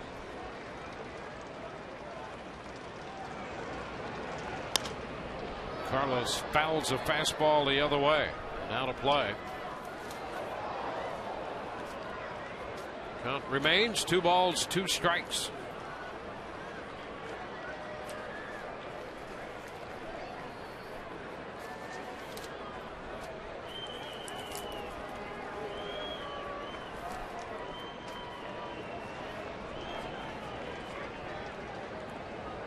This will be the 90th pitch of the afternoon made by Parker. And the count goes full.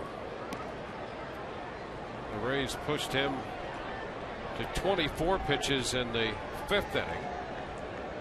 A full count by Pena. Ryan Roberts on deck.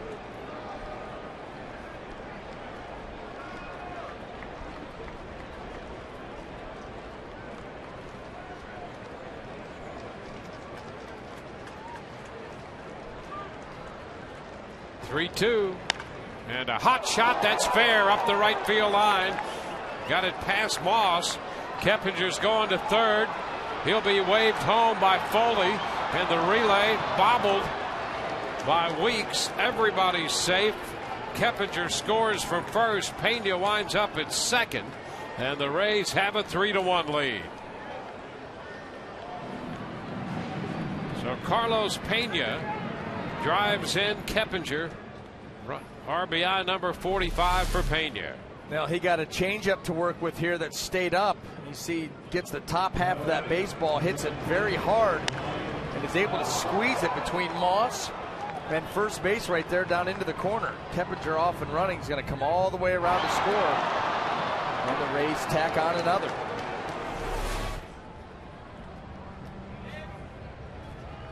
So Pena's in scoring position now for Ryan Roberts, who doubled home Keppinger.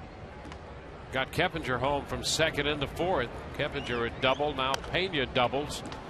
And Roberts fouls it back. That's a strike. The hit in the fourth inning by Roberts. His first of the day. Snapping it 0 for 19.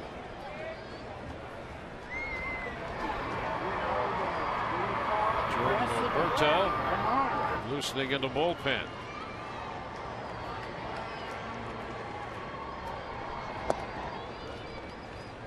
One ball and one strike.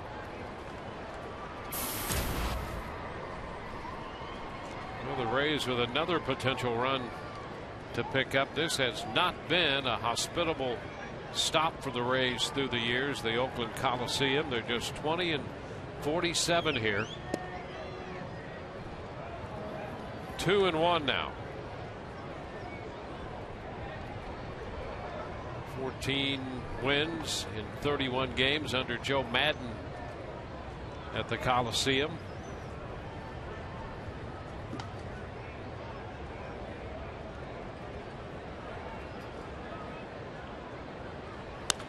And a line drive. There's a base hit out of the reach of Sogard. They'll have to stop Pena at third. Smith came up with the ball in left field, and Roberts has his second straight hit. Well, you continue to fall behind in the count. You have to come into the zone. Ryan Roberts, an aggressive swinger. He's got a 2-0 count right here and hammers this ball. Sogard really doesn't have a chance. His ball was scalded right out into left field. And now first and third, nobody out. Rays looking to add on to that 3-run lead.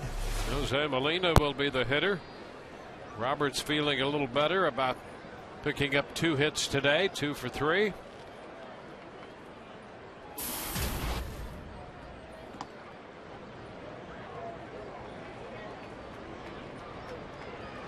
And Molina is going to buck that ball and missed it. Strike one.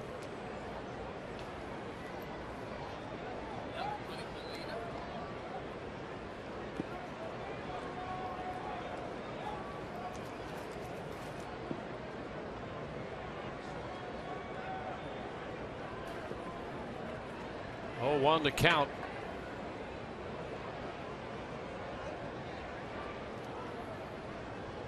Parker just checking to see if he could get any indication from the Rays what they were thinking there. Rays getting their first look at the 23-year-old right-hander.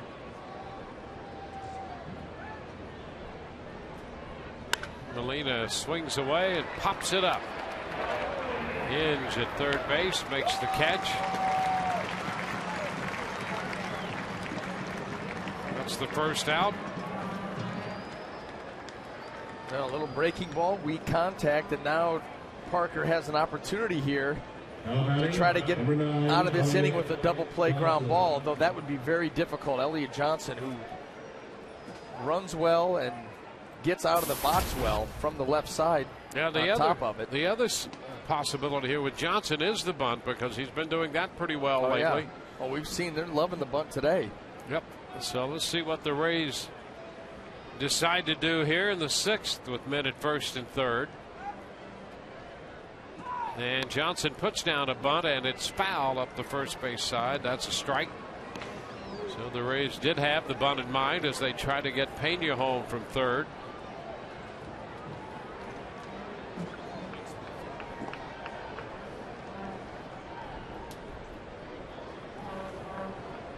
Keppinger had scored. Pena's at third. Roberts at first with one out. One strike to count.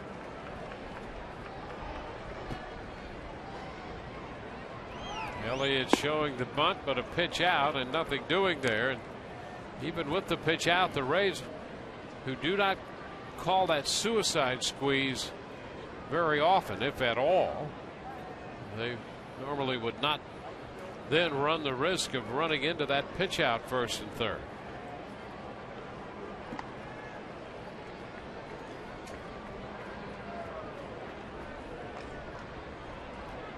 And the bunt on again, and it's popped up and will drop in front of the pitcher.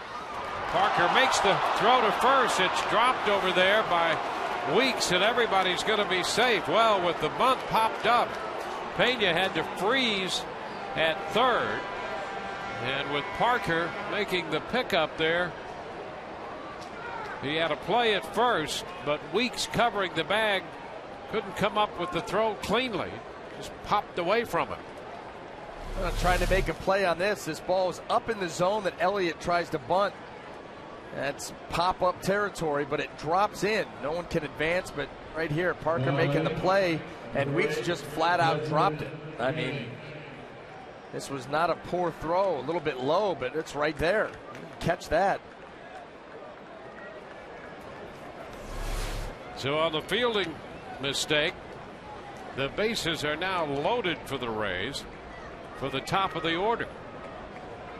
And the Rays have a chance to really blow this game open here. Desmond with a single and 2 walks. The infield up, and the pitch is up as well. 1 ball, no strikes.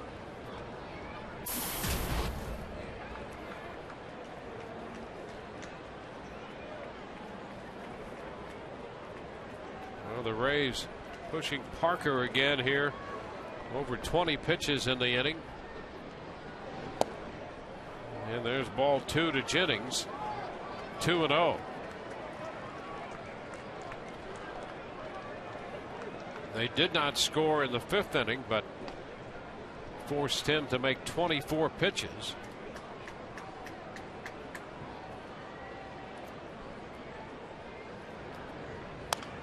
And a foul on a check swing.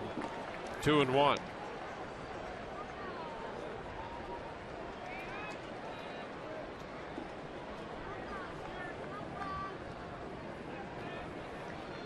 He's made 24 pitches again here in the 6th inning to this point. 2-1. Ground ball to second.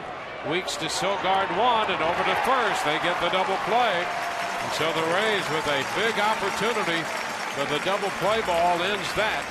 They do pick up 1 on the RBI double by Pena, and they lead 3-1.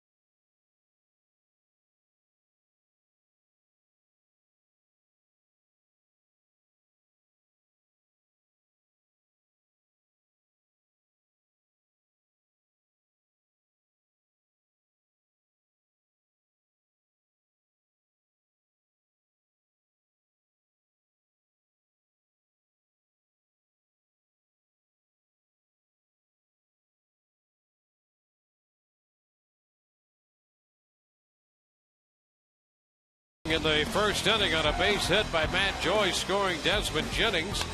Made it 2-0 when Ryan Roberts singled home Jeff Keppinger in the fourth. Brandon Inns hit a solo homer in the bottom of the fifth, and the Rays added a run in the sixth on a double up the right side by Carlos Pena, scoring Keppinger. So as we go to the bottom of the sixth, it's 3-1 Tampa Bay. Right now, let's check in with Todd Callis. Website Wednesday, viewers ask questions of the broadcast booth by emailing asktherays@fox.com or on a tweet at Sun Sports Rays, hashtag #AskTheRays. A couple of viewers over the weeks, including John most recently, wanted to know about the cutter. They hear about you guys talking about a cutter. They're not sure exactly what it is, so go ahead. Well, the cutter is exactly what it sounds like. It's a cut fastball, and a lot of different grips for this pitch, but let's just go with the four-seam grip. You got a four-seam fastball right here. The cutter is just basically the off-center grip here with the fastball, and you kind of can cock your wrist a little bit, and then all you do with that pitch is you just rip right down through it like a fastball. It's a little bit off-center. The ball comes off your finger a little bit differently, and you try to get that 6-8 inches of cut. Josh Reddick leads off and misses the fastball here. The bottom of the sixth inning is underway. So here again, your four-seam fastball cutter. You just move those fingers over, a little off-center, a little cock in the wrist, and you just pull down just like a fastball. It's mainly designed, if you throw the ball up in the zone at the hand level, you're just trying to get that ball to cut 6-8 inches and take the ball either from the barrel to the end of the bat or from the barrel to the handle of the bat. You can get on top of that pitch, work it down in the zone, and then you get a little bit of depth with your cutter. Think Andy Pettit's cutter, the way that he's able to create that angle and get some depth with it. But most of the time, you want that pitch up in the zone and get bad contact.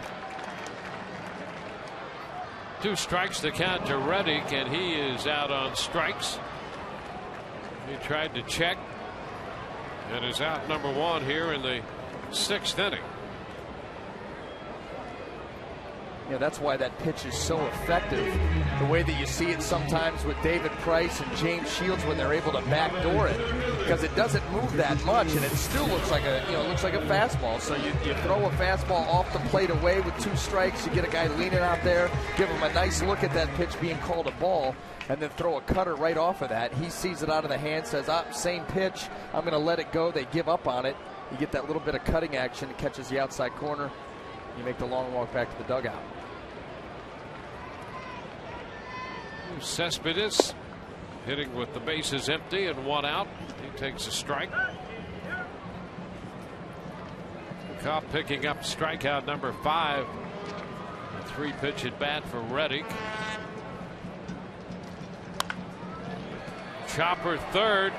Roberts reaching to his left and makes the play. Throws a strike at first against Cespedes.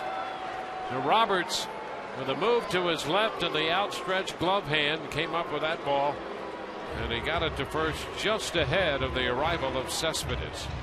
That real tight defensive play there by Ryan Roberts.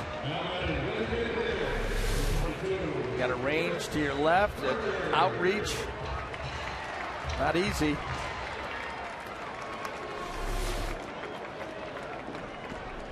Here's Chris Carter.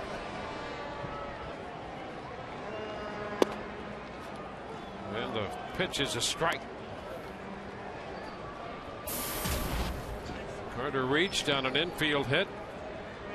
That was in the first. 1-1. In fact, the ball he hit to shortstop was a good play by Elliott Johnson in the first inning, because Johnson kept the ball in the infield, and that prevented Weeks from scoring. Who knows what happens then, but the bases then were loaded, and Cobb struck out Moss.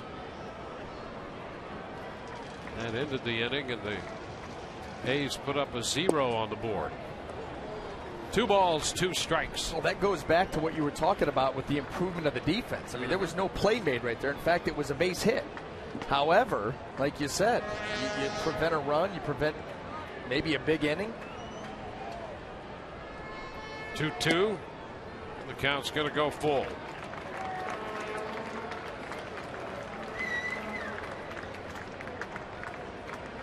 Four hits given up by Alex Cobb.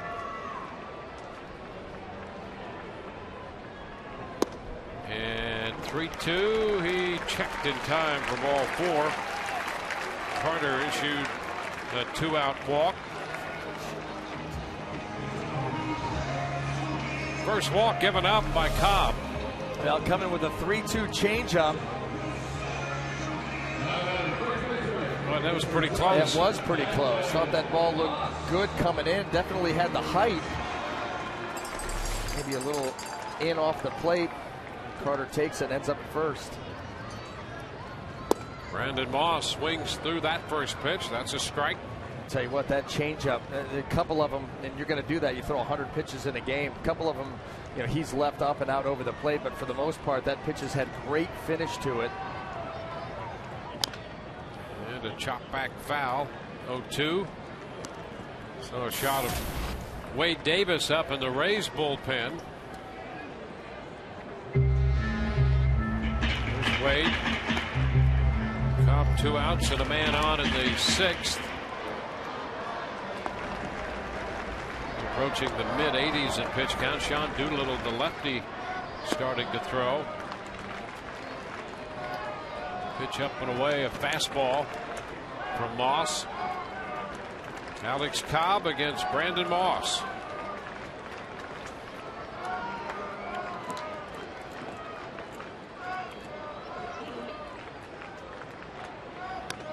A foul ball back to him, a fastball. That one might have been up out of the zone, but Moss was going after it. He fouled it back. We saw that first at bat that he was able to strike him out on. He likes that fastball up in the zone.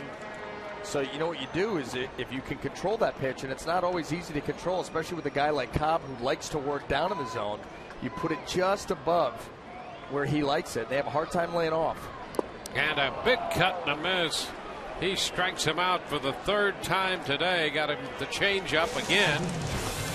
No runs, a man left. We go to the 7th, 3-1 Rays.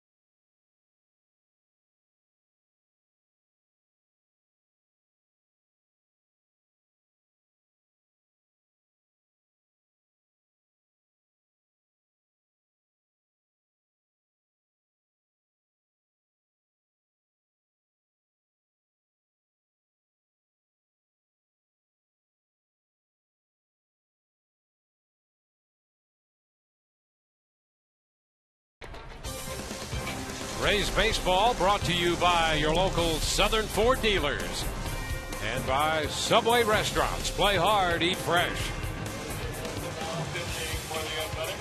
Number 77, Jordan Norberto. We're in the Bay Area. Bird's eye view of the Rock. We're in Oakland. And at the end of the 7th inning with the Rays leading. It's a 3-1 ball game. Jared Parker out of there after 6, and Jordan Norberto with a record of 3-1 takes over, facing B.J. Upton, who fouls it out of play. That's a strike.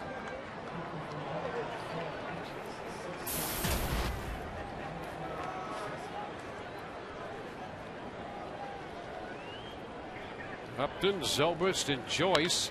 And there's a shot right back off Norberto, who recovers and makes a high throw to first.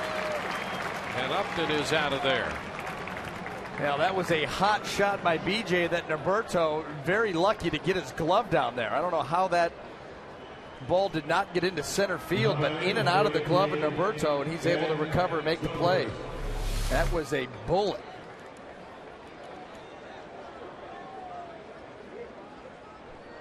But that almost took Norberto with him. Took the glove off. Here's Ben Zobrist. Takes a pitch high. 1 ball, no strikes.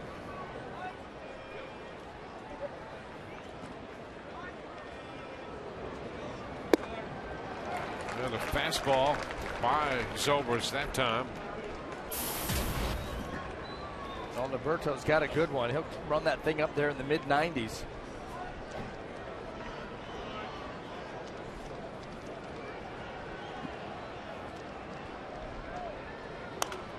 Pitch is foul, out of play.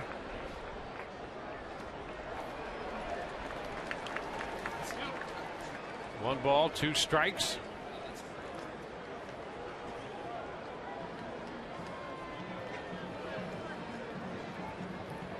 Rays got 3 runs, 8 hits off Parker. Now face the hard-throwing left-hander, and the count goes to 2-2.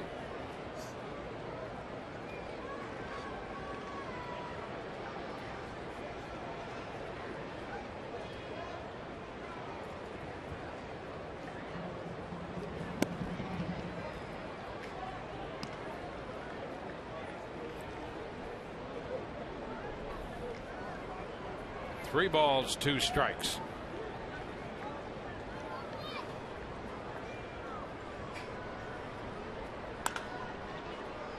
And a fly ball up the right side. That's a foul ball, and Reddick makes the catch. 2 gone. Well, parents, one of the world's top children's entertainment groups is coming back to Tropicana Field. On Sunday, August 5th, the Rays play the Orioles. Then the Wiggles take the stage, performing hits like Hot Potato and Getting Strong. Catch them and all their Wiggly friends by purchasing tickets at RaysBaseball.com.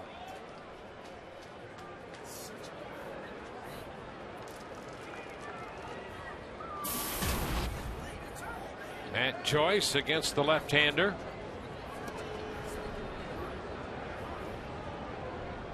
One ball, no strikes. Joyce singled home the first run of this game way back in the first inning.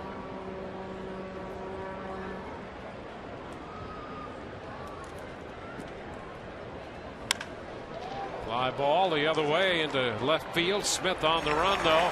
Just as he hits the track, he makes the catch. Top of the 7th over, and the Rays lead this game 3-1.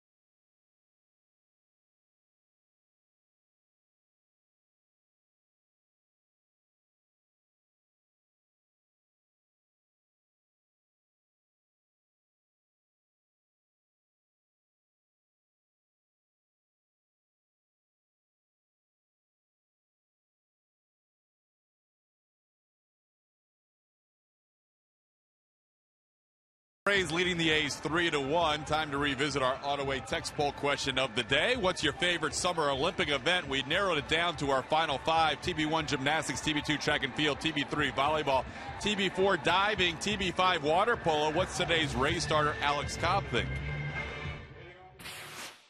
I've been watching a lot, actually. I really got into this water polo. They show the underwater camera and they're just beating each other up, and they're swimming for 14-minute halves straight. It's not easy. So I got a lot of respect for that. But I like the swimming events. There seems to be a lot of hype around those. He said Kyle Farnsworth would be his top water polo pick amongst the Rays team. He said that before he even knew water polo would be a wild card choice. Text those votes to 789. 789, guys. I feel vindicated. There you are, huh? Water polo, I'm telling you, it is. It's riveting TV. First pitch to Brandon Inge is a strike, and that's the stuff that you can't see. No, that's right. Riveting enough. That's right. You can see. What you can't see is even more riveting. I'm just glad to know that I'm not the only guy that got sucked into it. Fly ball center field off the bat of Inge. Right there is Upton, and BJ makes the catch. So that'll be the first out. Inge hit the home run in the 5th inning, accounting for the Oakland run. You can imagine underneath the water, yes. The kicking that goes on, pinching. Yes, pinching. That seems kind of. Yeah, in a pinch takes on a whole different meaning. Yeah, it does. Dunking, just outright. Yeah, there you go. Pretty fired up right now. Kurt Suzuki doubled in the 5th inning. He's 1 for 2. The curveball is low. 1 ball, no strikes.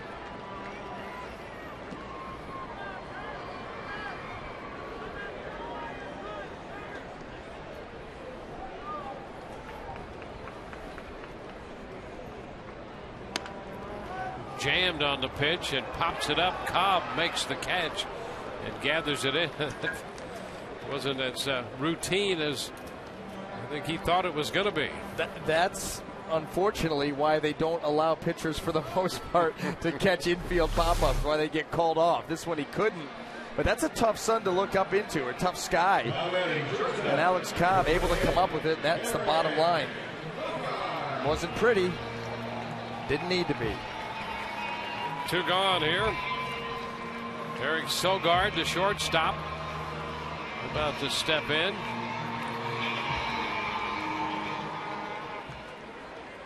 Sogard 0 for 2. And he takes the fastball for strike 1.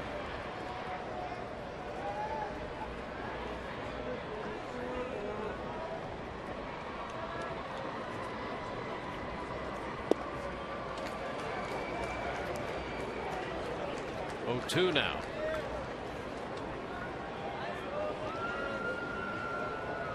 Rushing up on the Oakland coaching staff there. It's a ball and 2 strikes.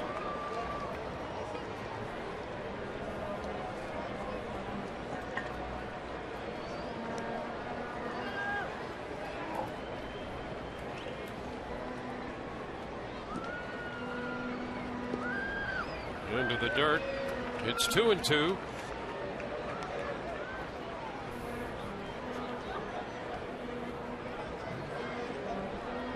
One run, 4 hits allowed by Alex Cobb. He struck out 6 and he's walked 1. 2-2 and a ground ball, broken bat. The ball heads to short. Johnson's throw takes care of Sogard. A 1-2-3 7th. We head into the 8th with the Rays leading 3-1.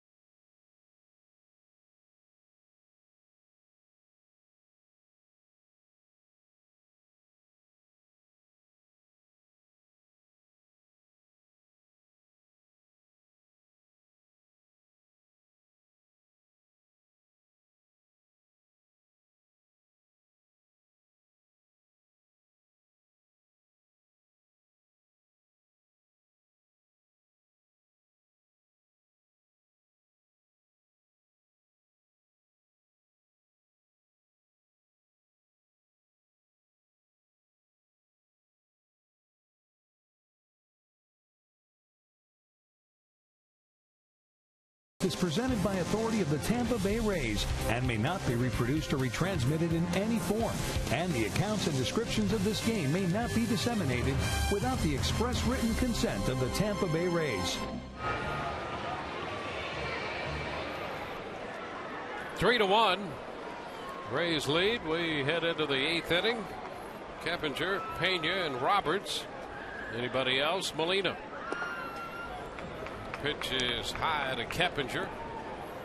Keppinger's been on twice today with a double and a base hit. Nubs it foul back and to the right. It's 1-1.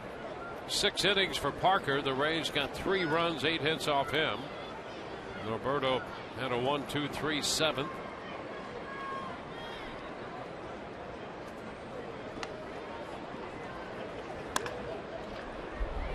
Pitch foul up the right side. Grabbed down there by Lobaton. A little backhand with the catcher's mitt. Saving the enforcer. Well, he didn't want to upset the enforcer. You don't want to get Scott Kersey in a bad mood.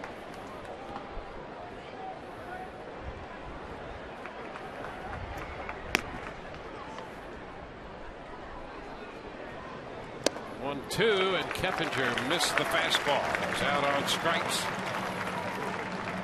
1 out in the 8th. Both bullpens busy. Now Carlos Pena will face the left-hander Roberto.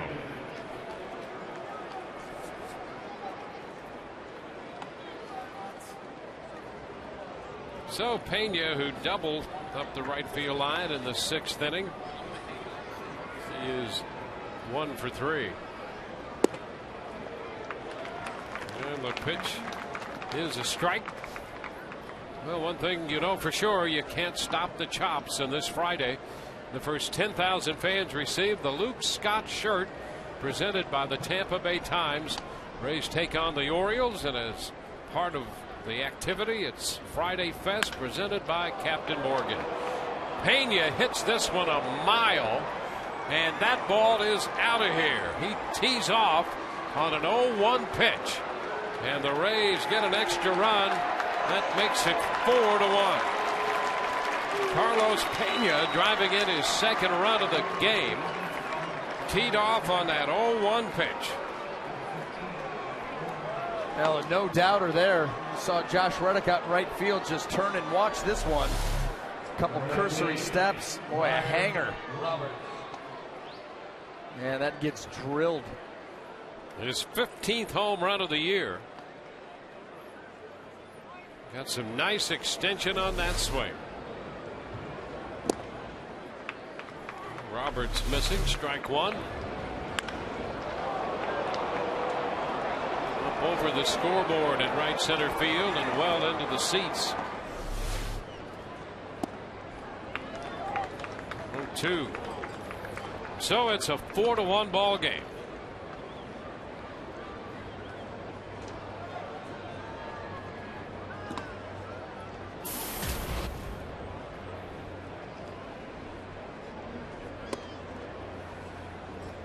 Ball, 2 strikes. It's the 9th hit for the Rays.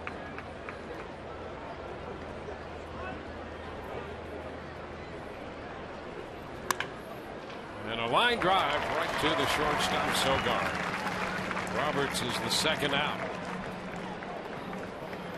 So that gives him 2 for 4. There's Grant Balfour loosening in the bullpen for Oakland.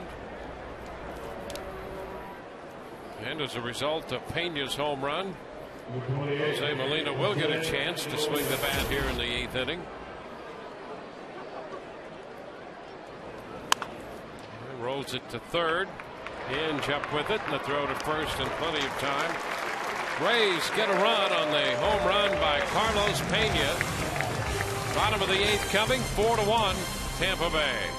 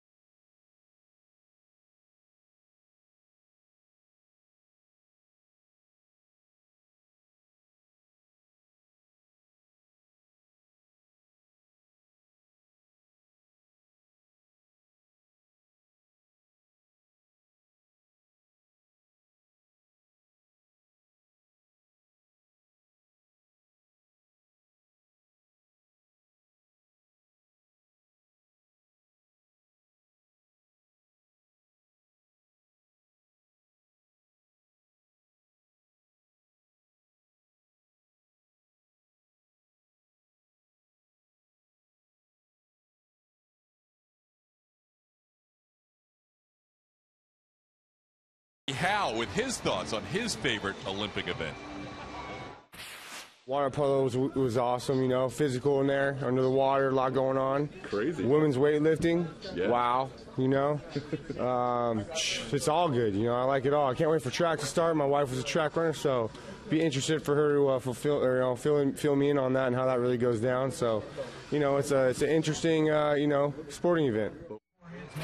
So there you go, guys. Water polo, women's weightlifting, and track and field for JP. He's a Northern California guy. Our final question on Website Wednesday is, a few viewers want to know on this West Coast swing and another West Coast trip coming up, which is your favorite West Coast city? Here, the San Francisco, Oakland Bay Area, Anaheim, or Seattle? Back to you. Ooh. Yeah, that's a tough question. Yeah, it is. Yes, it is. Because we like them all. I'll tell you, I love the tunes they play here at this ballpark. Came out early today, day game. They had Harry Connick Jr. Nobody in the ballpark.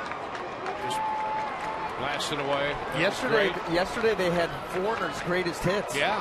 I mean, they traditionally played the best music here in Oakland. So what's your answer? Well, Seattle's a great stop. Love Seattle. How about last year? If you could get Seattle, if you could count on Seattle, the weather we had there last year, we were there for 2 3-game series, and in 6 days did not see a cloud.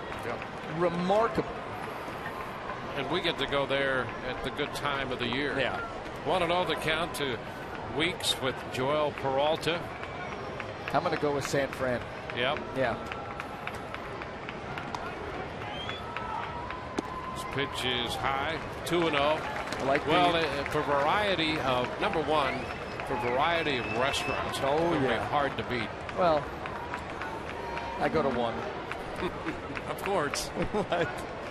Single track mind. Yeah. I've got my favorite, you know, dinner menu and then late night menu. Yep. There's a strike, 2-1. I've heard about the late night menu. Yeah. Yeah. Yep. Pretty good. Yeah. Not as good as New York, though. New York late night menu. Well, there you go. Well, late night, early morning. That's right. Open all night, never sleeps. 2-1 the count. Weeks at the plate. And a chopper left side. Could be a tough play. Johnson makes it, though, and he gets Weeks. Nice play by Elliott Johnson, who made a good play back in the first inning to prevent a run from scoring. And that one with Weeks going down the line, not easy to get his guy there. No, that ball was chopped. He had to move to his right, throw across his body, and he did it quite easily. Made it look easy. That's not an easy play, and got Weeks by plenty. One away in the 8th. The left fielder Smith. He's 0 for 3.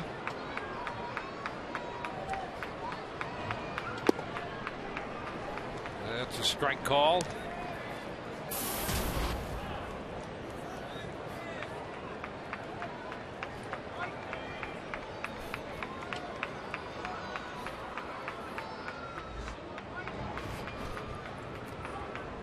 Oh, 1 the count.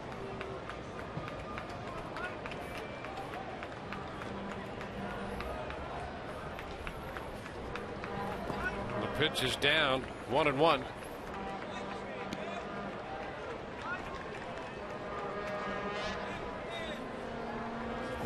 One ball, one strike.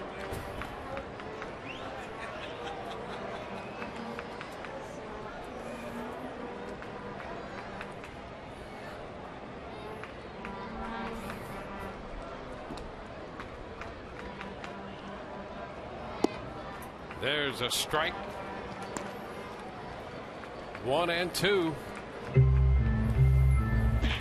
Cobb worked 7, gave up a run, 4 hits, struck out 6, walked 1. He was in the mid-90s in pitch count, so he put together a very good outing on the heels of the 3-hit shutout last night by Shields.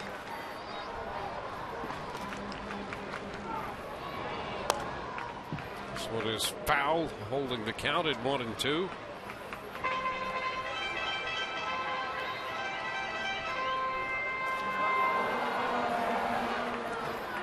Now, Alex Cobb was fantastic today, and now he turns it over to the back end of that Rays bullpen, starting here with Peralta. That, we talked about the Rays pitching on this road trip has been outstanding. The bullpen has been even better than that. Count goes to 2-2 on Seth Smith.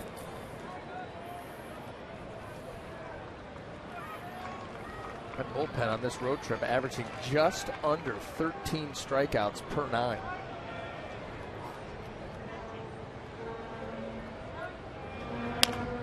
And a roller to the right side. Zobrist up with this. So 2 up and 2 down. Well, coming up on Rays Live, the postgame presented by Checkers, Dwayne and I will be holding the fort down up here from the booth for all 3 segments. We're going to be here all day. It's great. Hopefully we make the flight. Joe Madden, you're going to hear what he has to say about this afternoon's game, while Todd Callis is gathering interviews from the clubhouse. Lots of fun coming up on the postgame. Don't miss it. And frivolity. Yep. As well as information. Maybe. Here's Josh Reddick.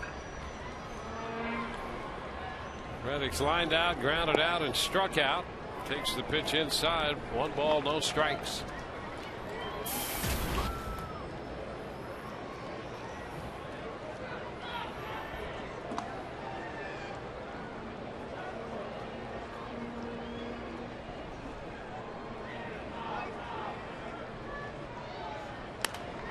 Pitch is fouled out of play.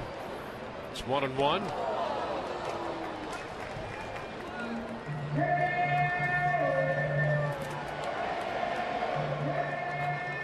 Balfour stays busy down there in the bullpen. It's a 3-run game right now. 4-1. The Rays lead.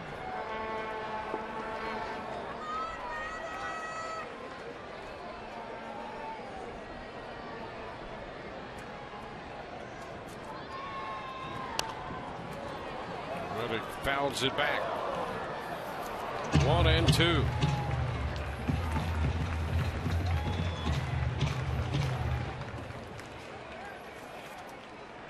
Well, Reddick right now has an 0 for 20 streak going.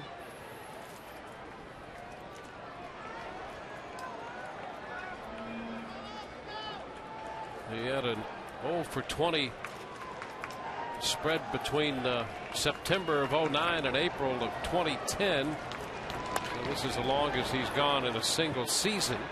And he pops it up. Foul ball caught outside of third by Roberts to retire the side. We go to the 9th inning and the Rays lead 4-1.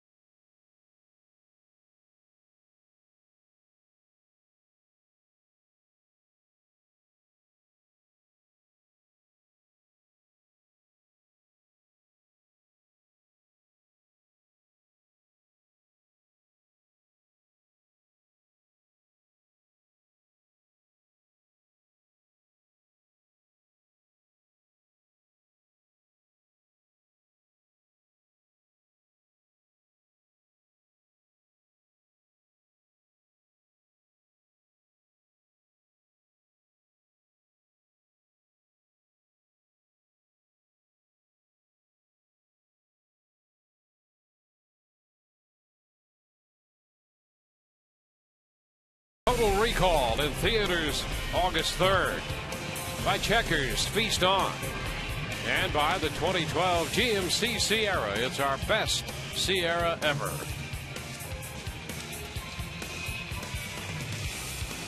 We go to the 9th.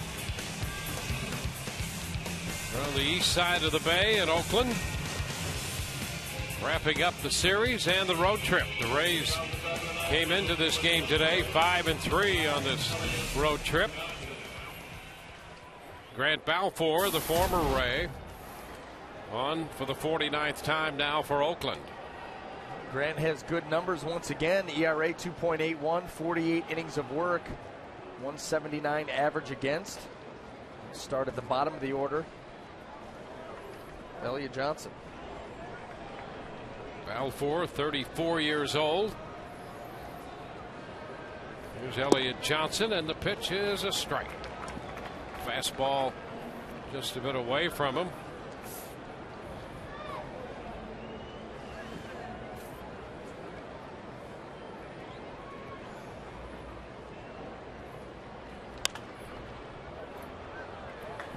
Foul out of play. 2 strikes the count.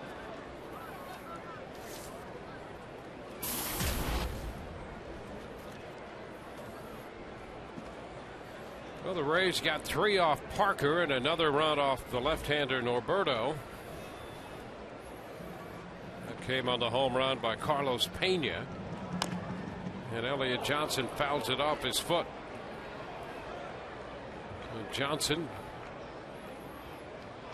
picking himself up and trying to walk off the discomfort of that foul ball. Not easily done. He got him right off that toe portion of his shoe, unprotected.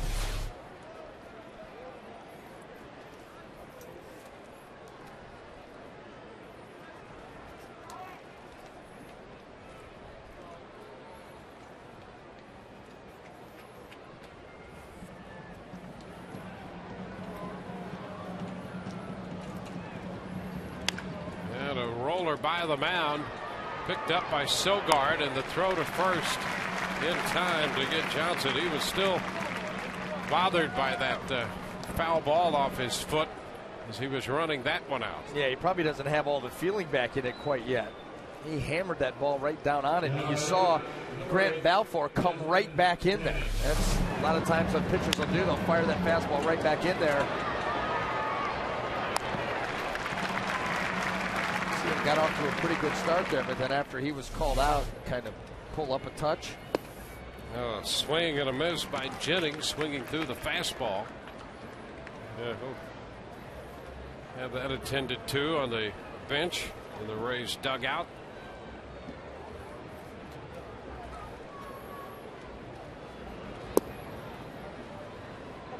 One ball, 1 strike.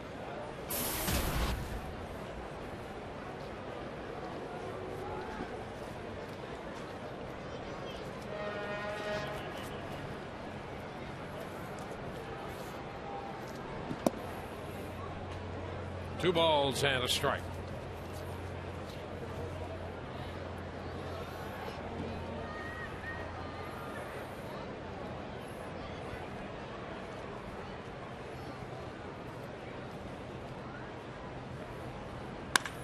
Line drive. That's going to be a base hit toward right center.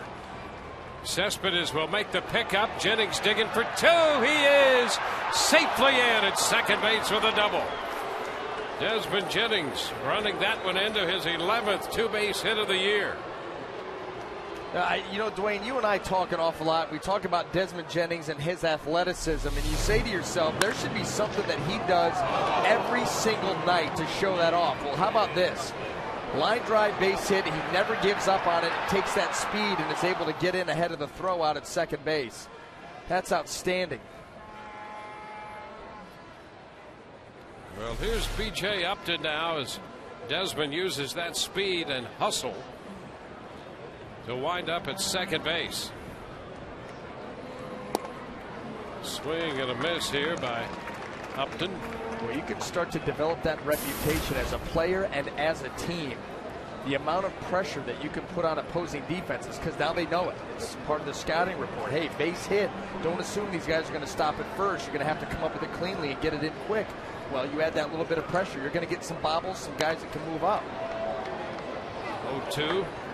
Yeah, sometimes just executing is difficult enough on its own, but if you force the issue of the opposing defense, forcing them into executing in a hurry, then you'll force opportunities. If I can stand back there, let that ball come to me, pick it up, and lollipop it in, that's a whole lot easier than if I've got to charge it, come up with it, and make a nice firm throw in there to keep you at first, like we saw early in the game with Elliott Johnson getting aggressive on a big round. That adds pressure to defense. You add enough of it, and there will be screw-ups that you can take advantage of. The ball, 2 strikes the count. Rays trying to add another run. 1 out with Jennings in scoring position.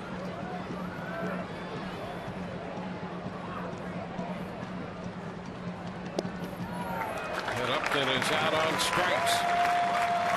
2 gone. Well, just enough of a break here by Balfour to get it underneath the bat of B.J. Upton. Not his A+ slider, but good enough. So it'll be up to Ben Zobrist if the Rays are to add to their lead.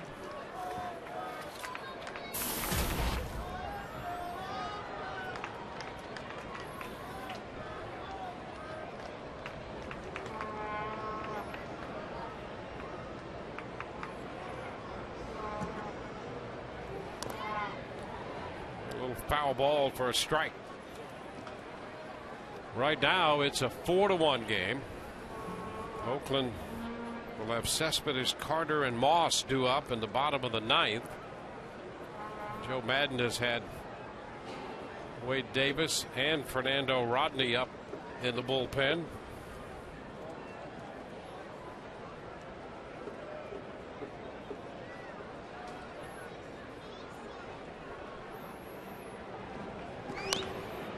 Zobrist fouls it. 0-2.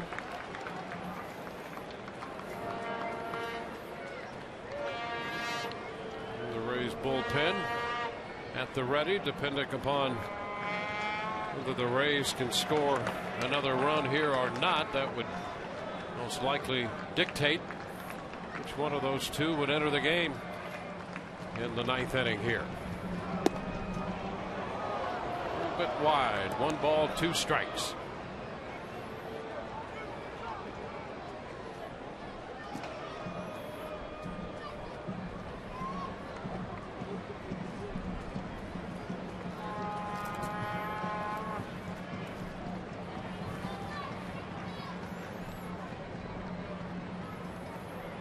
The 1-2 pitch. That's strike 3 call. Fastball got him looking. Couple strikeouts in the inning. We go to the bottom of the 9th. 4-1 Tampa Bay.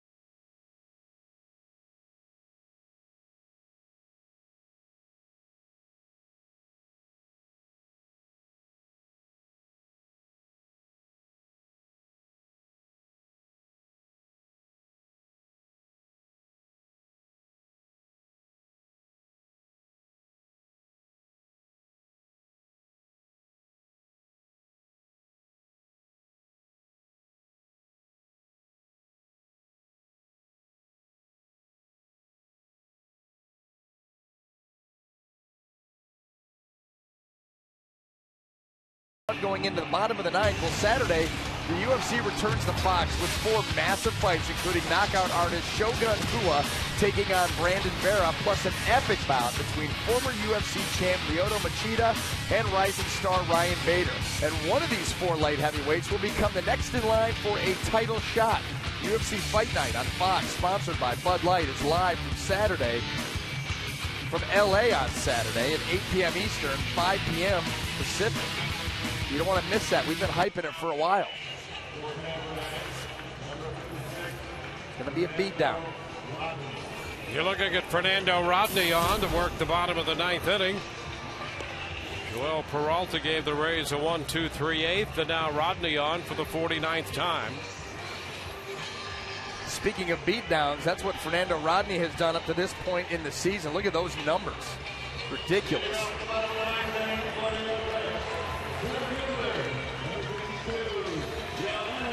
Rodney, 30 of 31 in save situations. He'll face Yoenis Cespedes.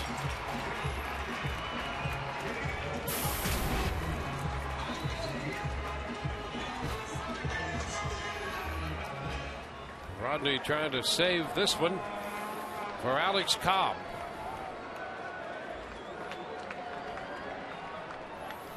And here's Cespedes, 1 for 3. Had a first inning base hit. The pitch is down. A ball, no strikes.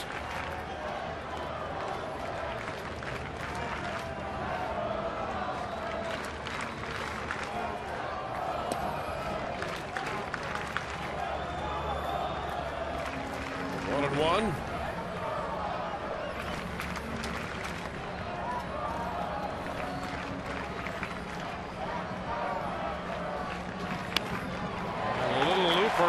That's going to be a base hit, and hit it hard, but hit it into the vacant spot in shallow right center. Cespedes has a base hit. Well, that looked like it was a changeup that just stayed up in the zone, and Cespedes just soft serves it into center. Take a look. Yeah, that's a changeup up right around the letters. Interesting in that at bat too. Cespedes is not a guy who's at the back end of that batter's box. Wasn't all the way up, but he was about midway. Puts himself out there to lead the inning off.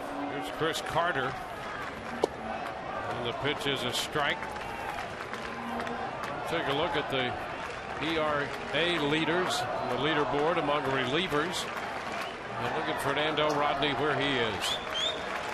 How about Scott Atchison? Having quite the year. And it appears he's going to have Tommy John surgery now. We got the word. He left it all out on the field. 1 ball, 1 strike.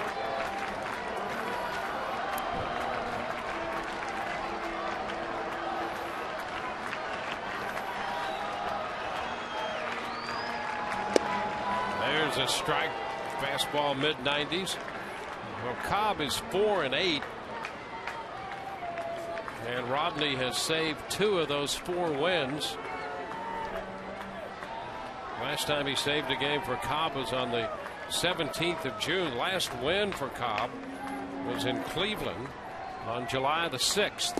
Swing and a miss, and he takes care of Carter with the hard stuff there. Fastball 97 sets him down. Elevated with some oomph on it. Right, here you go. Ball tailing, running in on Carter. Just ties him up and beats him with the velocity. Here's Brandon Moss. He was 0 for 3 against Cobb today. Cobb struck him out 3 times with a changeup every time. And a fastball to start him at 96, strike 1. Well, Cobb did a nice job of working the combo. Fastball up, changeup down and away on Moss.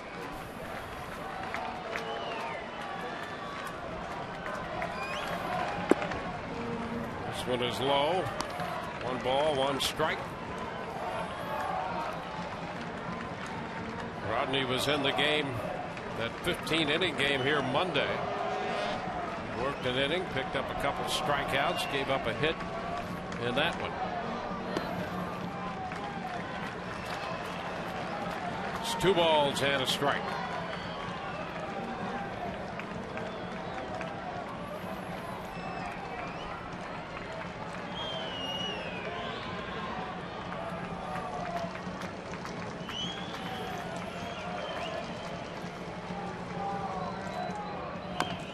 And a checker and a comebacker to the hill.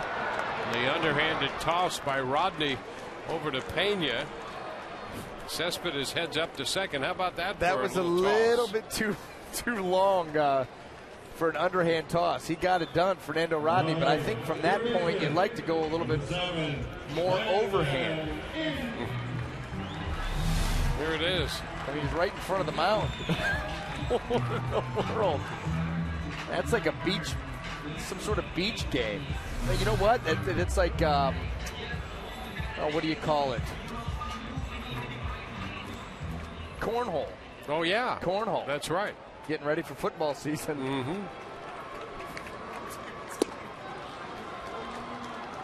Brandon Inge takes the first pitch. That's a strike. A little tailgating, huh?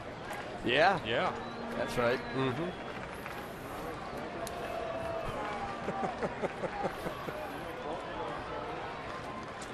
Cespedes at second. And a liner into center. That ball will be caught by B.J. Upton, and this game is over. The Rays have beaten Oakland. It's a 4-1 final. The Rays win all 3 series on this road trip. They'll go home with a 6-3 swing. Baltimore, Los Angeles, and Oakland. And for the 4th time in Rays history, they've won 3 series on a road trip. This game took 2 hours and 49 minutes to play. Alex Cobb will get the victory. He is 5-8. The loss goes to Jared Parker, dropping his record now to 7-5. And a save for Fernando Rodney. Save number 31 in 32 attempts for Fernando Rodney, all before a crowd of 18,161. So the Rays win their 55th game of the year. They're now 55-50. As we promised earlier, it's Miller time, brought to you by Miller Lite. And the sinking liner into center, caught by B.J. Upton to end this game. So the Rays knock off the Oakland A's after dropping the 15-inning game in 5 hours and 9 minutes in game 1 of the series. The Rays come back to take the final 2 games of this series, an 8-0 win last night on a superb 3-hit shutout by James Shields, and a 4-1 victory here this afternoon. Right now, let's go to the field and Todd Callis. Dwayne, thanks. Carlos, a couple more hits today. 8 hits on the road trip. You feel like it's coming around a little bit? I think so, man. I've been working really hard, and it's good to get rewarded. I thought I've been hitting the ball pretty well over the last few weeks, but not so much to show for it. So to get some hits, it's definitely rewarding, and to contribute and help my ball club win it's even better. Obviously, that's what we want at the end of it all. The first hit was against Parker. You had a line drive out the previous time, and then the home run. Tell us about the home run against the lefty. I know he throws very hard. Umberto has a great fastball and a very quick slider. And I try to stay on the fastball. And, he hung a slider. He kept it up. And I just kept it going. I saw it and I just kept my swing going and made good contact with it. So it felt really good, man. It's always fun, when you crush a baseball like that. Here's another look at it, Carlos, in the 8th inning. A little bit of a glare there, but you caught a lot of it. And you never know in this park, but you knew that one was going. Right? Yeah, I got that very well. And like I said, this guy's got a very good fastball. So you have to be ready. But ideally, what I want to do is see that slider up, and then my eyes recognize it and my hands react to it, and that's exactly what happened there. So it was a good swing. How about the trip, Carlos? 6-3. You win 2 out of 3 in every city. And it seems like 3 or 4 runs is plenty with this pitching staff. You know what? Our pitching has been amazing. I mean, this is what it's all about. It always gives us a shot to win. I mean, there's some games that got away from us there. So we think it could have been even better. But of course, we're pleased with the record. We're pleased with the road trip, and hopefully we can carry some positive momentum going back home. I'm sure you're going to enjoy the off day now, enjoy the flight back, and the off day tomorrow. Yes, and can't wait to see my family. My wife, my kids. So it's going to be a good day off. Thanks, Carlos. Thank you. Thanks. All right, guys. Carlos Pena taking over the RBI lead on the team with 2 today. Back to you. All right, thank you. Indeed, it will be a good trip home. Good to get home for the Rays after this 9-game road trip. They finish it all with a 4-1 victory here over the Oakland Athletics on a beautiful day in Oakland. They'll open the homestand Friday against Baltimore. We'll be with you starting at 6:30. For Brian Anderson and Todd Callis, Dwayne Stats, we'll see you next on Rays Live, the postgame presented by Checkers.